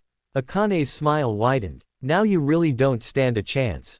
Darui looked at their new situation and sighed. The strength fled from his body. However, just as it looked like he would capitulate, a massive surge of chakra made everyone freeze. The battle between Naruto and Yugito was going strong. XOX. Yugito had decided to go all out the moment Naruto appeared before her. A dense shroud of chakra had formed around her in the shape of a large cat with two tails. Not only had her chakra taken the shape of a cat, but her eyes had become even more narrow and cat-like, and her pupils now had the same slit-like crescents of one as well. Before Naruto could even try to speak with her, Yugito had launched her tails at him, forcing Naruto to leap backward as the tails increased in size and slammed into the ground. Large dents formed in the earth. Landing back on the ground, Naruto slashed out with his hand and generated a wind blade that cut into Yugito's tails. They must have been stronger than he had realized. The wind blade didn't cut through it. He frowned and rolled across the ground as Yugito tried to smack him in the chest with her tail. As Naruto came to his feet, Yugito stretched out the chakra claws and grabbed onto a pair of trees, which she tore from the roots and threw at him. Grimacing as he dodged, Naruto tried to think of a plan to take her down without killing her. However, Yugito seemed determined to do him in. She ripped several more trees out by their roots with both her hands and tails to use as makeshift projectiles. Gotta think of something. Naruto dodged her attacks as he tried to close the distance. While moving toward her, weaving left and right, he attempted to talk some sense into her. Why are you doing this, Yugito? He asked. Yugito said nothing. Why is Kumo attacking Konoha? He ducked underneath a tree, and then spun around to avoid another one. Are we no longer friends? Do you no longer like me? That last comment made her twitch. It is not that I no longer like you, she admitted quietly. However, her eyes were hard as steel. I must simply follow the orders of my cage. We ninja are weapons for our villages to wield, Jinchuriki even more so. I am only doing what a weapon is supposed to do. It was a surprisingly Yugito answer, but at the same time, there was a sense of dissonance in her words. If that's true, then why are you crying? Asked Naruto as he pointed out Yugito's tears. Weapons don't cry. Shut up. That seemed to make Yugito mad, for she quickly forsook throwing trees at him and suddenly reverted to the next stage in a Jinchuriki's transformation. She converted the Nibi's chakra into a humanoid shape. Using her body as a sort of endoskeleton, a dark red, nearly black layer of chakra enveloped her, making her look like a humanoid cat with two tails. Yugito bent her knees, and then pushed off the ground at a speed that would have put even Jonin-level ninja to shame. She tried to slash at Naruto with her claws, but he avoided it by rolling onto his back, bringing his knees into his chest, and slamming a powerful kick into her torso. He added wind chakra to his attack, which caused the Jinchuriki to soar high into the air. Perhaps this had been a mistake. As she flew through the air, Yugito opened her mouth and numerous black and white orbs of chakra suddenly gathered around her. The orbs quickly combined into a single black sphere with white light shrouding it. Yugito chomped down on the orb, which caused her stomach to expand, but then she opened her mouth and released an attack in the form of a massive burst of energy that threatened to destroy more than just their battlefield. Just as it looked like Naruto would have to do something drastic, a massive red barrier appeared in front of the Bijudama. A loud rumble made the air vibrate as the Bijudama exploded against the barrier. However, the worst of the effects were blocked. Well, now, this is problematic, Akane said as she stepped out from between a pair of trees. Not really, Naruto said. I could have blocked that as. Well, that's not what I meant. At that moment, Yugito fell back onto the ground, her heavy landing causing the ground to crater. In her version 2 state, Naruto couldn't even see her eyes. They were just white. That girl is under the influence of a very powerful and very subtle genjutsu. What? Naruto's surprised shout caused Yugito to release a fierce roar that made the very air molecules vibrate. Gritting his teeth, he shielded himself from the effects by generating a wind barrier. However, that was when Yugito burst off the ground and charged straight at him. I can probably release her from the genjutsu, but you have to knock her out of that version 2 state. If you can knock her unconscious, that will be even better. What do you think I'm trying to do? Naruto shouted as Yugito slammed into him. He gnashed his teeth together as he locked hands with Yugito and tried not to let her push him back. However, momentum was on her side. His feet skidded along the ground as his knees buckled from the intense pressure of the woman's charge.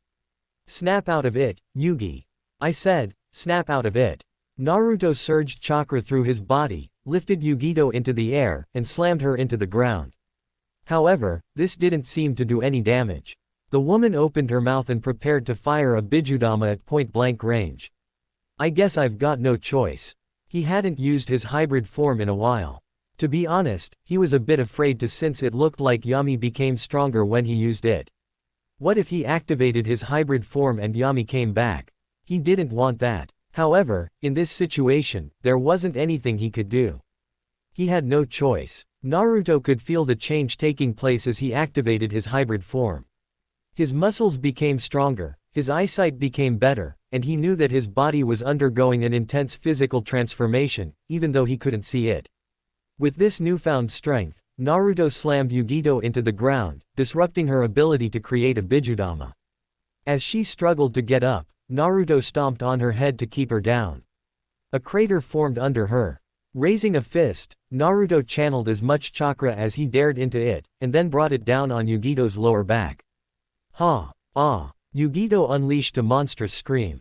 However, as the scream continued, it became more and more human. Even as he remained there, his fist embedded into her lower back, the dark layer of chakra receded, revealing soft white skin underneath. A second after the transformation had ended, Yugito's eyes rolled up into the back of her head and she went limp. Waiting for a moment, Naruto slowly rolled the woman onto her back. As he knelt next to her, he pressed a finger against her neck, checking her pulse. It was steady. Next he closed her eyes and gestured for Akane. You said you could undo the genjutsu? Naruto asked. Yes. Akane knelt as well and placed a hand over Yugito's head. I have first-hand experience with this kind of genjutsu. Just leave it to me. As he wondered what she meant by that, Akane channeled chakra into Yugito and closed her eyes. XOX. Akane glanced around at the dark space she'd found herself in. She wrinkled her nose as the scent of wilted flowers and dead grass greeted her. Taking a step forward, she grimaced as her bare foot crunched against what felt like dried-up vegetation and dead soil. The area she'd found herself in looked like an alpine prairie gone wrong. It was like a wasteland that had once held a beautiful splendor. Numerous rolling hills greeted her vision. Had they been covered in grass and flowers, they might have been scenic, but covered as they were in dead flora that had long since withered, the scene before her was more like something out of a nightmare. Given that she had no idea where to go, Akane began wandering in a random direction, using her feelings and senses to guide her. She traveled over hills, past gnarled trees that were every bit as dead as the grass beneath her feet, and wandered alongside a dried-up river bed through which water no longer flowed. She eventually stumbled upon a person. They were crouched on the ground by a dead tree, their knees curled into their chest, hugging their knees to themselves as they buried their face between them. Even from far away, she could see how this girl's shoulders shook. "Excuse me, little one," Akane said. However, the moment she spoke, the girl's head snapped up. Cat-like eyes stared at her, wide in fear. Before she could so much as take another step forward, the girl leapt to her feet and bolted off, disappearing into a forest of dead trees. Akane sighed as she watched the girl take off. Great. Now she had to chase the girl. Wandering into the forest, Akane sniffed with distaste at all the dead plants surrounding her. She tried to ignore the way dead grass, flowers, and leaves crumpled beneath her. The sound was grating. Not only that, but the sensation they left on her feet was gross. If she didn't hate the idea of footwear, she'd have worn sandals at least. It wasn't very hard to find the girl. She couldn't hide her presence well. Akane found her huddled behind a tree, crouching low and covering her face with her hands as though that would keep herself from being found. "I'm not here to hurt you, you know." The girl squeaked as she spoke. Bright eyes stared at her in fear before flicking around as though trying to find another hiding spot to run to.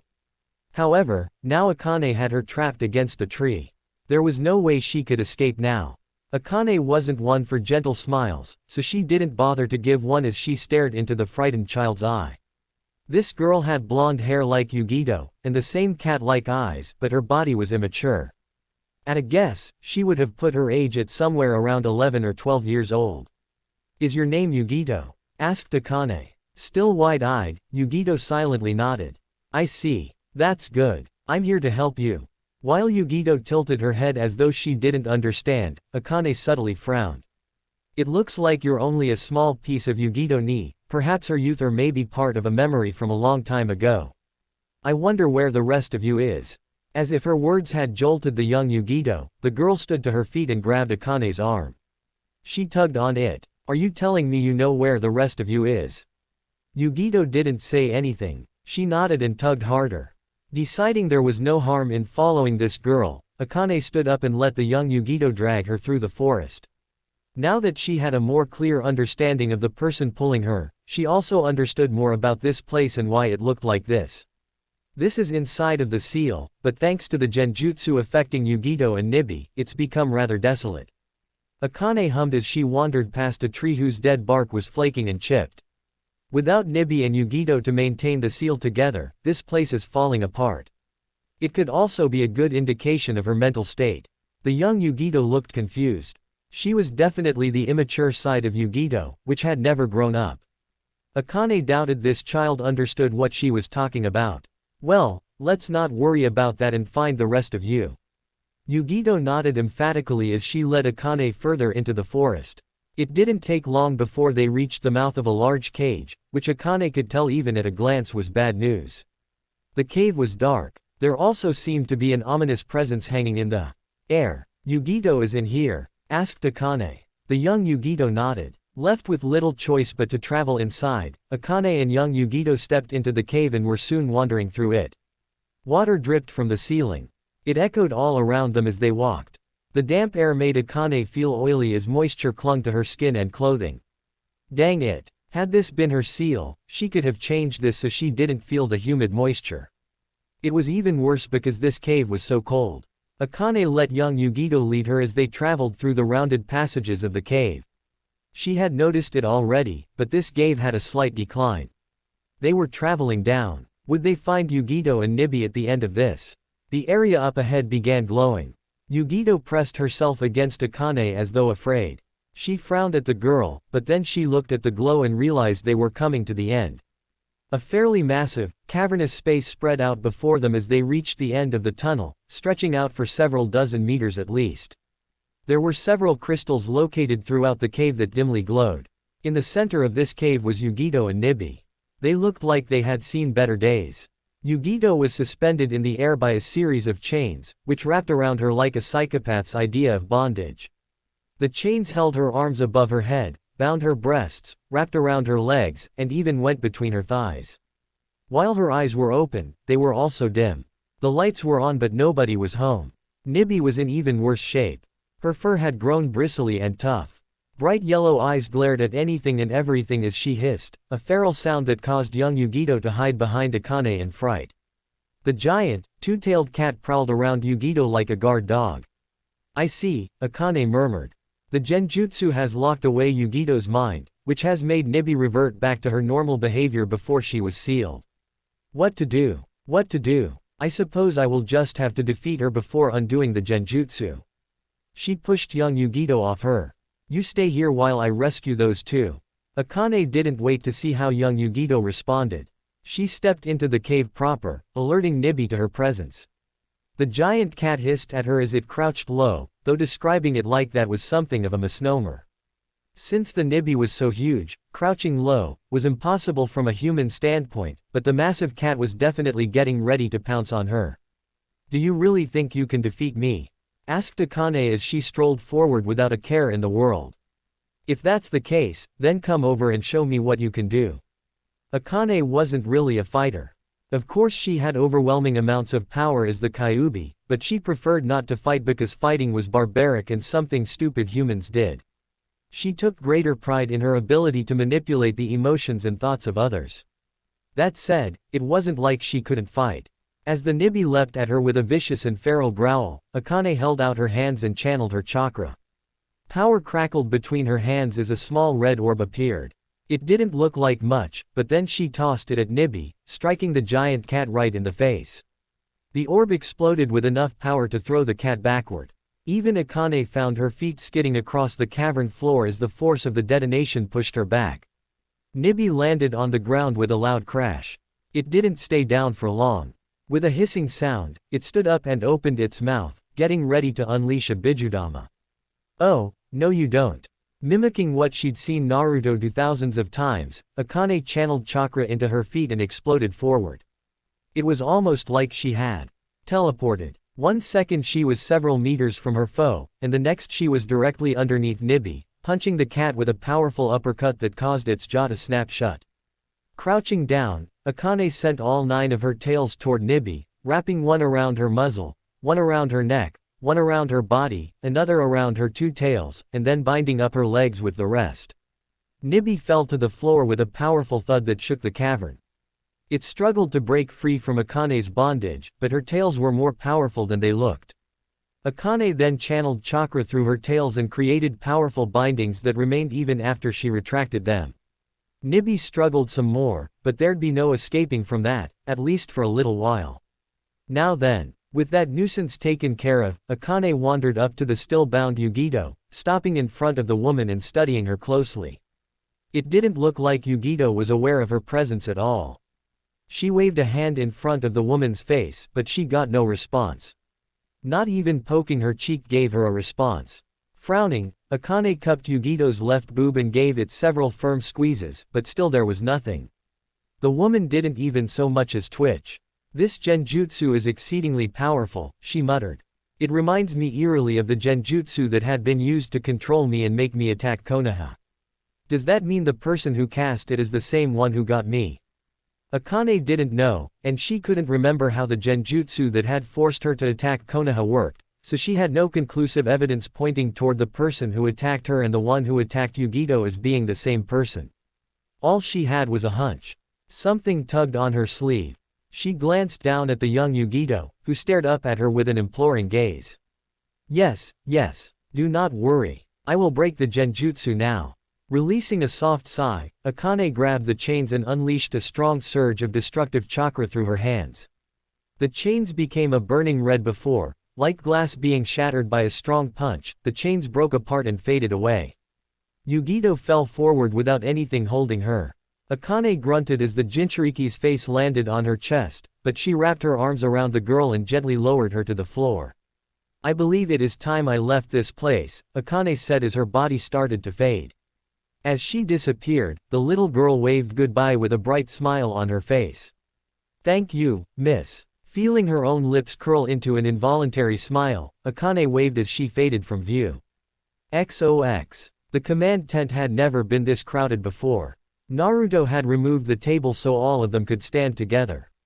With him were several prominent figures, including a man named Chojuro and Zabuza, the two ninja in charge of Kurigakure's forces, which consisted of 250 ninja.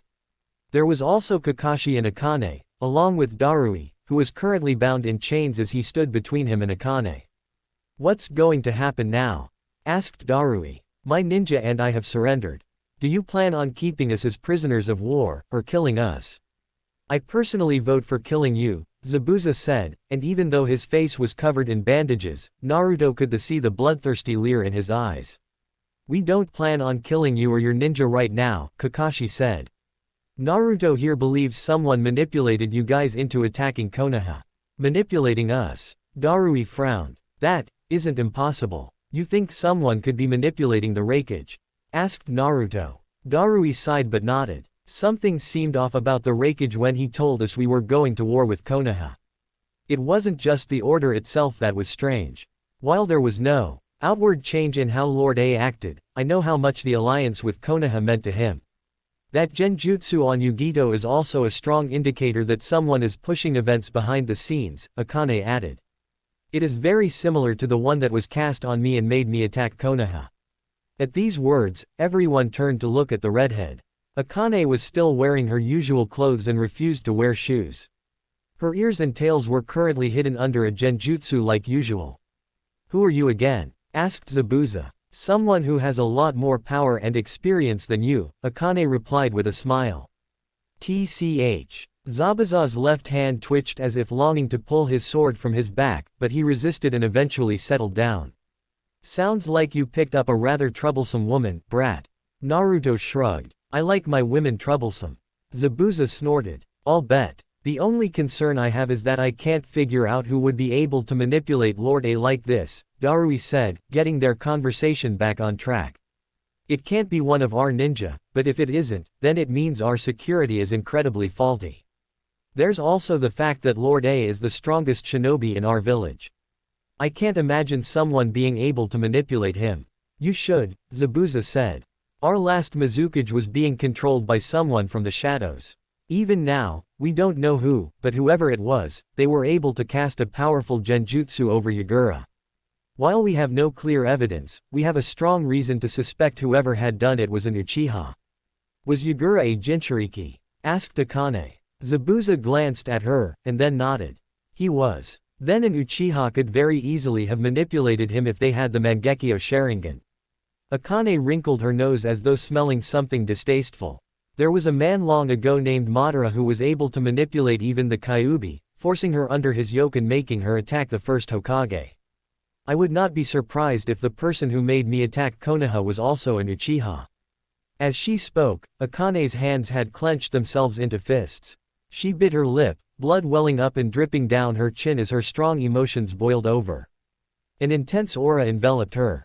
The others backed away from the red chakra bubbling from her body, all of them except Naruto, who grabbed her hand and rubbed it.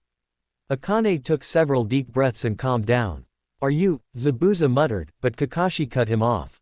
"I don't know if there are any Uchiha left who can manipulate someone like that, except maybe Itachi." Kakashi's one eye narrowed in thought. "We haven't heard anything about him in a while, though. We also haven't been able to find Sasuke." "Do you think it's one of them?" asked Chojuro. "The one manipulating the Raikage and who cast the genjutsu on Yugito." He was a short man and not very muscular. His tufty blue hair and dark eyes also lent him a meek quality, which contrasted with his pointed, shark-like teeth, a common trait among the 7 swordsmen of the mist. He wore a pair of square, black-rimmed glasses connected to ear protectors. Meanwhile, his outfit consisted of a blue pin-striped shirt and camouflage-patterned pants. Strapped to his back was a massive sword wrapped in bandages. "I don't think it's Sasuke," Kakashi said with a frown. "He doesn't have the Mangekyo Sharingan, and to get it, you need to experience a strong loss. The intense emotional trauma from losing the person you cherish the most is the trigger to unlocking the Mangekyo. Given that Sasuke doesn't really have anyone he treasures, I can't see him ever unlocking it." He paused. "That said, Itachi does have the Mangekyo Sharingan. He might be able to cast a genjutsu strong enough to manipulate the Raikage. Yugito, but Akatsuki has gone silent and we don't know where he is." Everyone grew contemplative at his words. Naruto glanced at the others as he thought about the situation. It was obvious they needed to do something. However, it was equally obvious that they didn't have enough information about what was happening to make a decision. That said, I think right now we should focus on the Raikage, Naruto said. Everyone looked at him. What do you mean? Asked Darui. If the Raikage really is being controlled by a genjutsu, then our first priority should be breaking it, Naruto elaborated.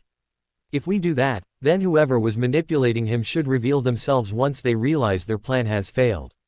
That, or they will just go underground, Zabuza said. He crossed his arms. A person who manipulates others like this isn't likely to reveal themselves when their plan fails. When our current Mizukage killed Yagura, the person manipulating him from the shadows never showed themselves. The only reason we even knew Yagura was being controlled is because the medical division found trace amounts of foreign chakras centered around his brain. Naruto shrugged. That is also a possibility. However, we currently have no way of figuring out who is doing this anyway. If we don't do something, then nothing will change. True. Zabuza nodded at his point. Then what do you propose? Asked Kakashi. I propose sneaking into Kumogakure and confronting the Raikage directly, Naruto said, wearing a fox-like grin. Everyone looked at Naruto like he was crazy, but then Zabuza began laughing. He held a hand to his gut and laughed so hard tears appeared in his eyes. You're a riot, brat. That's the most audacious plan I've ever heard. Then again, I'm not much better. You do realize how dangerous that is, right? Asked Kakashi. First of all, how would you even get into Kumo? Second, even if you did sneak into Kumo, you would still have to find a way to confront the Raikage, who will be surrounded by numerous elite ninja. Then there's the Raikage himself. I know how powerful you are, Naruto, but the Raikage isn't someone you can just confront.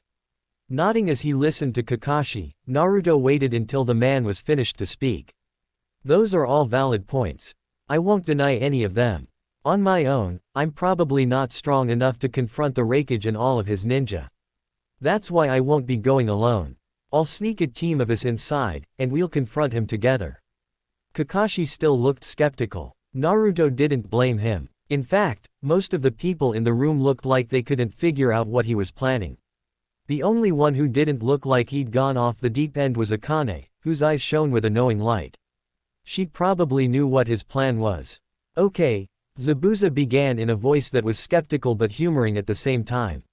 Let's say I go along with his idea, how do you plan on sneaking yourself and a squadron of ninja into Kumo?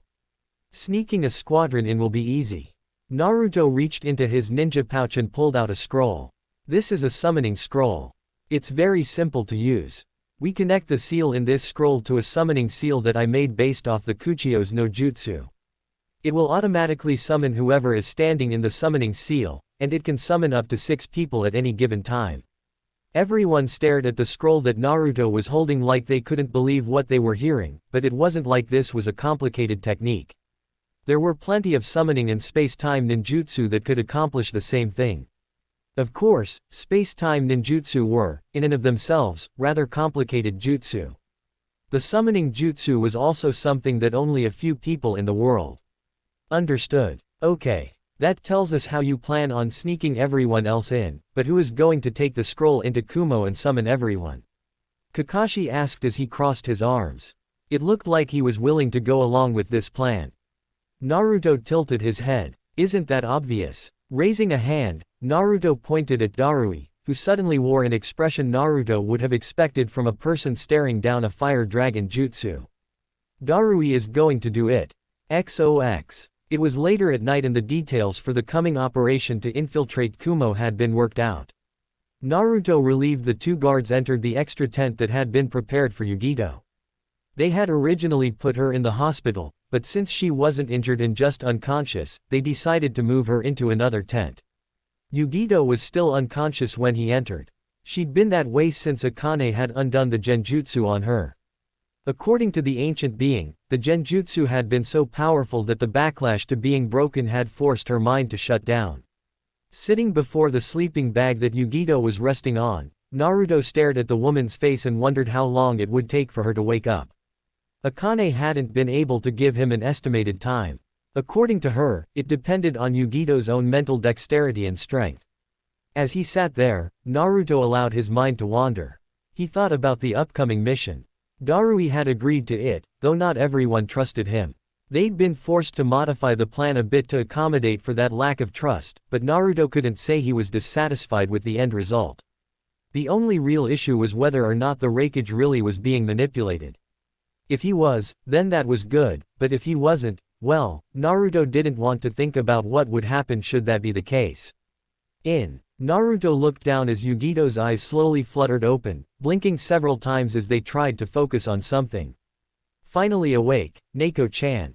Asked Naruto. His voice must have startled her. She glanced at him with wide eyes, but soon settled down. However, just as quickly as this change took place, another change came over her. Naruto. What's wrong? Asked Naruto. Why do you look like you're seconds away from crying? Yugito sniffled and turned her head. I'm sorry. After a prolonged pause, Naruto ran a hand through his hair and released a deep breath. I'm guessing you were aware of everything that happened while you were under that genjutsu. Yugito nodded. Can you tell me who placed you under it? Yugito shook her head. While I remember what that person looked like, I'm sure it wasn't their real face. So they were under disguise. Naruto bit his thumb and thought for a moment. Can you at least tell me what happened? I can do that, Yugito said softly before informing him of what happened when she returned to Kumogakure. According to her story, upon returning to Kumo, she had been called to the Raikage's office, where Kurabi, the Raikage, and another man who she didn't recognize had been waiting. The man had been very nondescript, literally the kind of person most people wouldn't look at twice. However, when she entered, Kurabi and the Raikage had pinned her down, and the person who didn't look like much had cast a genjutsu on her, which didn't just force her to obey every order the Raikage had given but was so much more than that. It made me think I absolutely had to follow those orders, no matter how wrong I knew they were, Yugito said as she looked at her hands. Not only that, but when the Raikage gave me an order, I didn't even question whether it was right or wrong. That sounds like a pretty powerful genjutsu, Naruto admitted.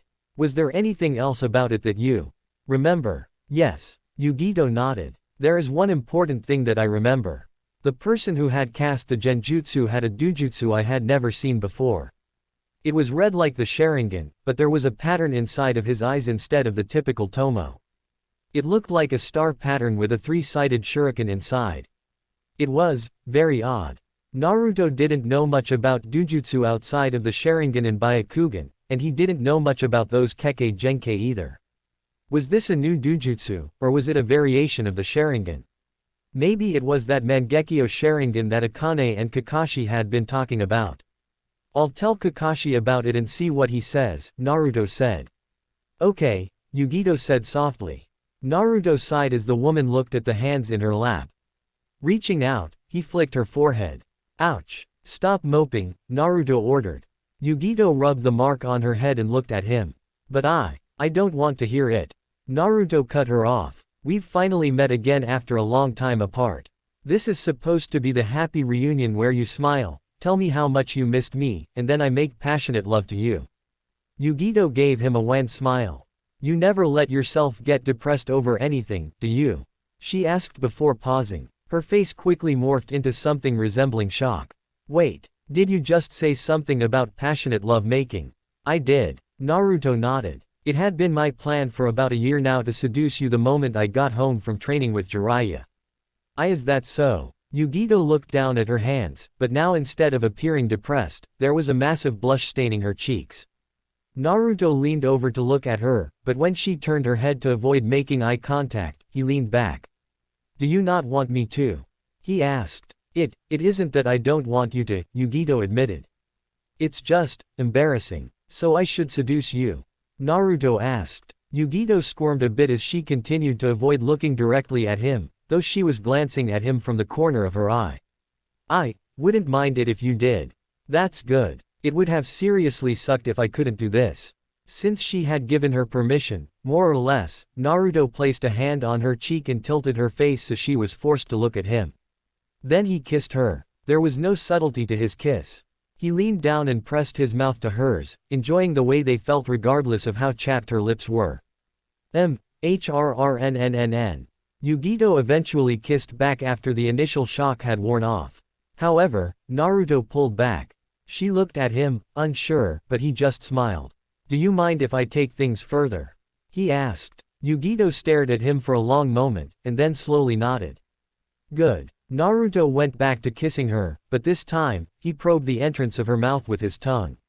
Yugito didn't seem to understand what he wanted at first, but then she opened her mouth and allowed him inside. Her mouth was warm. As his tongue became encased in the warmth of her mouth, he took great pleasure in stirring up the saliva between them and playing with her tongue. The cute meows Yugito made as he kissed her were just a bonus. Yugito was only wearing a shirt and shinobi pants. It was easy for Naruto to slip his hand underneath her shirt. A low meowing escaped Yugito's mouth as he placed a hand on her stomach and slowly worked his way up, consequently causing her shirt to rise as well. It did not take long for Naruto to reach her breasts. He cupped the one furthest from him, the right, and kneaded it between his fingers. Her nipple quickly stiffened underneath his touch. Ha, Nya, Naruto, Yugito said, mixing his name with a cat-like meow. Oh, I like the way you said my name just now. Naruto muttered as he stopped kissing her and began licking her neck. Ah, wait. I'm all smelly from fighting and haven't taken a bath. I don't mind. Naruto placed his tongue against her skin and licked her all the way up to her ear. His actions elicited a shiver. Actually, I really like your scent. A deep scarlet color appeared on her neck and face as Naruto proceeded to lick and playfully bite her. Yugito could do nothing but squirm and release soft noises like a cat being pampered. He couldn't be sure, but he was almost positive she was purring. Let's take this off, Naruto suggested as he grabbed her shirt in both hands. Yugito shyly raised her hands above her head and allowed him to remove it. She then laid down as Naruto moved to straddle her. He took off his own shirt, and then lowered his torso until their noses were touching. That's better. As Naruto kissed Yugito again, he reached out and started fondling her breasts. Her nipples had grown fairly stiff, so Naruto pinched them and gave them a firm tug. Yugito cried out into his mouth as her body bucked against him. Since he wanted more, Naruto stopped playing with her breasts and kissing her. Instead he attacked her nipples with his mouth, swirling his tongue around them, giving them playful nips, and tugging on them with his teeth. This was their first time together, so he tried to figure out what she liked by listening to her voice and body. Nya. On. Nya. Naruto. Your tongue. Don't flick my nipples with your tongue like that. I'm gonna lose my mind. So that's it. Naruto quickly flicked her nipple between his tongue, back and forth several times. Yugito's body jerked as though she had muscle spasms. Her nipple was quite engorged. It was hard and pointed and was even pulsing. It shuddered against him when Naruto sucked it into his mouth and continued flicking it. As he paid homage to her breasts, switching from one to the other, Naruto slipped his hand inside of Yugito's pants. Her panties were wet. They weren't drenched, but there was a definite damp spot where her pussy was located. Naruto almost snorted as the thought that he was about to pet Yugito's pussy entered his mind. He held himself back, but just barely. Nyaaa. Nyyoott there. Yugito's loud cry made him realize everyone in camp must know what was happening by now. There was no way to mask that cry. Yugito herself began twitching as he rubbed her slit over her panties. The damp spot quickly became even more wet, until it clung to her plump lips.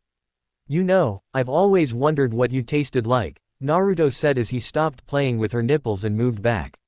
He slid her pants off, leaving her in just panties. He placed his hands on her knees, which were currently closed, and looked at her with a dazzling grin. Mind if I have a taste? Yugito flushed from the roots of her hair down to her chest. Her breasts were jiggling as she breathed deeply several times. She covered her face with her hands, completely embarrassed, but she still nodded. Once more receiving her permission, Naruto moved her legs apart and leaned down. He pulled her sopping panties away from her skin, and then pushed it to the side, revealing her pussy. Aside from glistening with a coating of sweat and love juices, her plump lips were completely smooth and had obviously never received a man before. He wondered if she had even played with herself.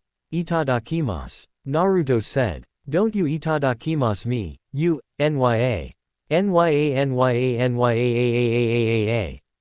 Yugito nearly smothered Naruto as he pressed his mouth to her nether lips and penetrated her folds with his tongue. She thrust her hips against him so hard that his nose grazed against her hood. Realizing she was reacting more strongly than he'd expected, Naruto grabbed her hips and lifted her until he was on his knees. From this position, Naruto could see her snatch, breasts, and face as he dined on her. Ah. Nya. Nya. What is this feeling? Is this what sex is supposed to feel like? Nya. So good. It's so good. Yugito's words, moans, and meows encouraged Naruto as he ate her out, lapping up all of the nectar she released with his tongue. She tasted kind of citrusy. He wondered if that had something to do with her diet, but he wasn't sure. To be honest, he kind of expected her to taste like milk or something, but he also knew she enjoyed eating a lot of citrusy fruits. Naruto. Something is coming. It's building up. I feel like I'm going to explode. I'm going to come. Hearing that, Naruto pulled back just a bit so he could peel her lips apart and work out her clit. He quickly went to work, sucking the small bundle into his mouth and stimulating her with his tongue. Yugito screamed as her upper body jerked and shuddered. Her hips would have too, but Naruto had a tight grip on those. An increased flow of juices surged into Naruto's mouth as Yugito shuddered and screamed until, all at once, her body became limp and pliant. Naruto gently set Yugito's hips and legs back on the ground.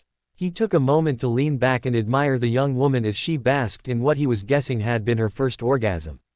Her skin was flushed a healthy shade of red. Covered in sweat, it glistened in the low lighting provided by the lamp a few meters away. Her face had also become quite a mess. Her eyes were glazed over, sweat beaded along her forehead, and drool was leaking from her mouth. Nya, ha. As Yugito came down from her high, Naruto rolled the woman over until she was on her stomach. She had an absolutely luscious backside. Her back muscles were slender, but her ass was firm and had well-defined muscles as well. As he grabbed her hips and lifted her butt so he could position himself near her entrance, Yugito looked back at him. Naruto. She questioned. Is this position okay? Asked Naruto. Sorry. Did you want me to do this in a different position? Nyo, Yugito's speech slipped. This position is fine. Okay. Then I'm going in. Please be gentle. I will. Naruto took a deep breath before slowly pushing his cock into Yugito's love canal. He groaned when her lips parted around him. Yugito also groaned, though again it sounded more like a cat's meow. As a virgin, she was really tight, and that was made even worse by her being a Jinchuriki. Also, perhaps because she was a Jinchuriki with an incredible healing factor, her hymen was intact. Yugito, Naruto said.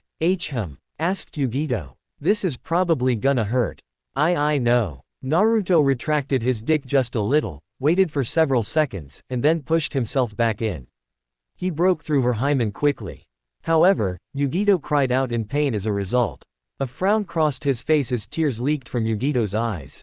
He realized only now that this position was no good for their first time. He couldn't hold her or lean over and wipe her tears away. However, even as he thought that, Yugito soon settled down and wiggled her butt against him. Why, you can move now, she muttered.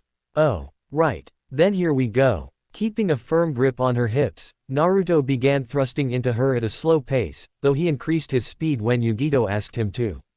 Her walls were incredibly warm and wet, and the way they pulsed around his dick caused him to bite his lip. His speed apparently wasn't enough for her. Yugito soon began timing his thrusts and thrusting her butt back against him, creating a loud, wet slapping sound as their skin came together. This increased the friction between his shaft and her rigid interior, enhancing the sensations rushing through him. Nya, so good, this position, what is this? Why does this feel so good? I think it's because you're the Nibi's Jinchuriki, Naruto grunted as he tried to keep up with Yugito. She was increasing the speed of her butt thrusts, and it was making it hard for him to concentrate. What does that have to, Nya? What's that got to do with anything? Well, you know, cats are animals and stuff, so a position like this would obviously be their favorite.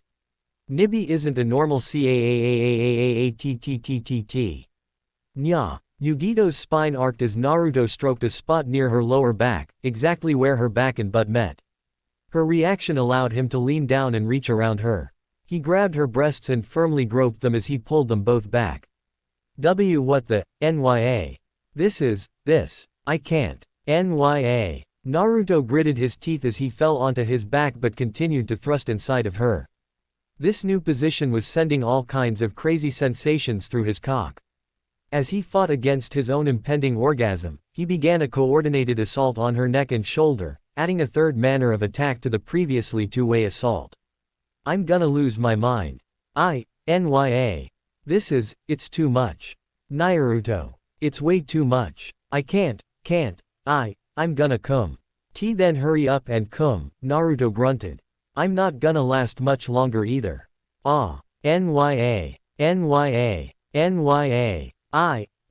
I'm Q-uming. Naruto groaned as Yugito's walls tightened around him as though sucking the life out of him. He couldn't fight even if he wanted to. He unleashed his load inside of her. It's pouring into me. His actions only increased the power of Yugito's orgasm, causing her thighs to twitch, spasm, and tighten before relaxing again. As she fell on top of him, Naruto grunted. She was heavier now that she was dead weight, but he didn't roll her off him and let the woman take several deep breaths. You okay, Yugito? Asked Naruto after several seconds of silence. Naruto, she still sounded like a cat. That was, Nya. He felt his lips twitch. Is Nya good? Yes. Very good. I'm glad. Yugito eventually recovered enough to move off him. The sleeping bag was a mess, so she didn't crawl under it. Naruto unsealed an extra from his scroll, and the two of them snuggled underneath that. Perhaps because this was her first time, Yugito fell asleep barely a minute later, but Naruto remained awake. They were lying on their sides and facing each other. He had a perfect view of her adorable sleeping face. He reached out and tenderly moved a bang that had fallen into her face behind her ear. Yugito smiled as she nuzzled against his hand. I forgot to tell her about the mission I'm going on tomorrow. Naruto yawned and closed her eyes. Oh, well, I'll tell her, tomorrow. In the waning hours of the morning, Naruto fell into a fitful sleep. He would be incredibly grumpy when Akane came to wake him up several hours later.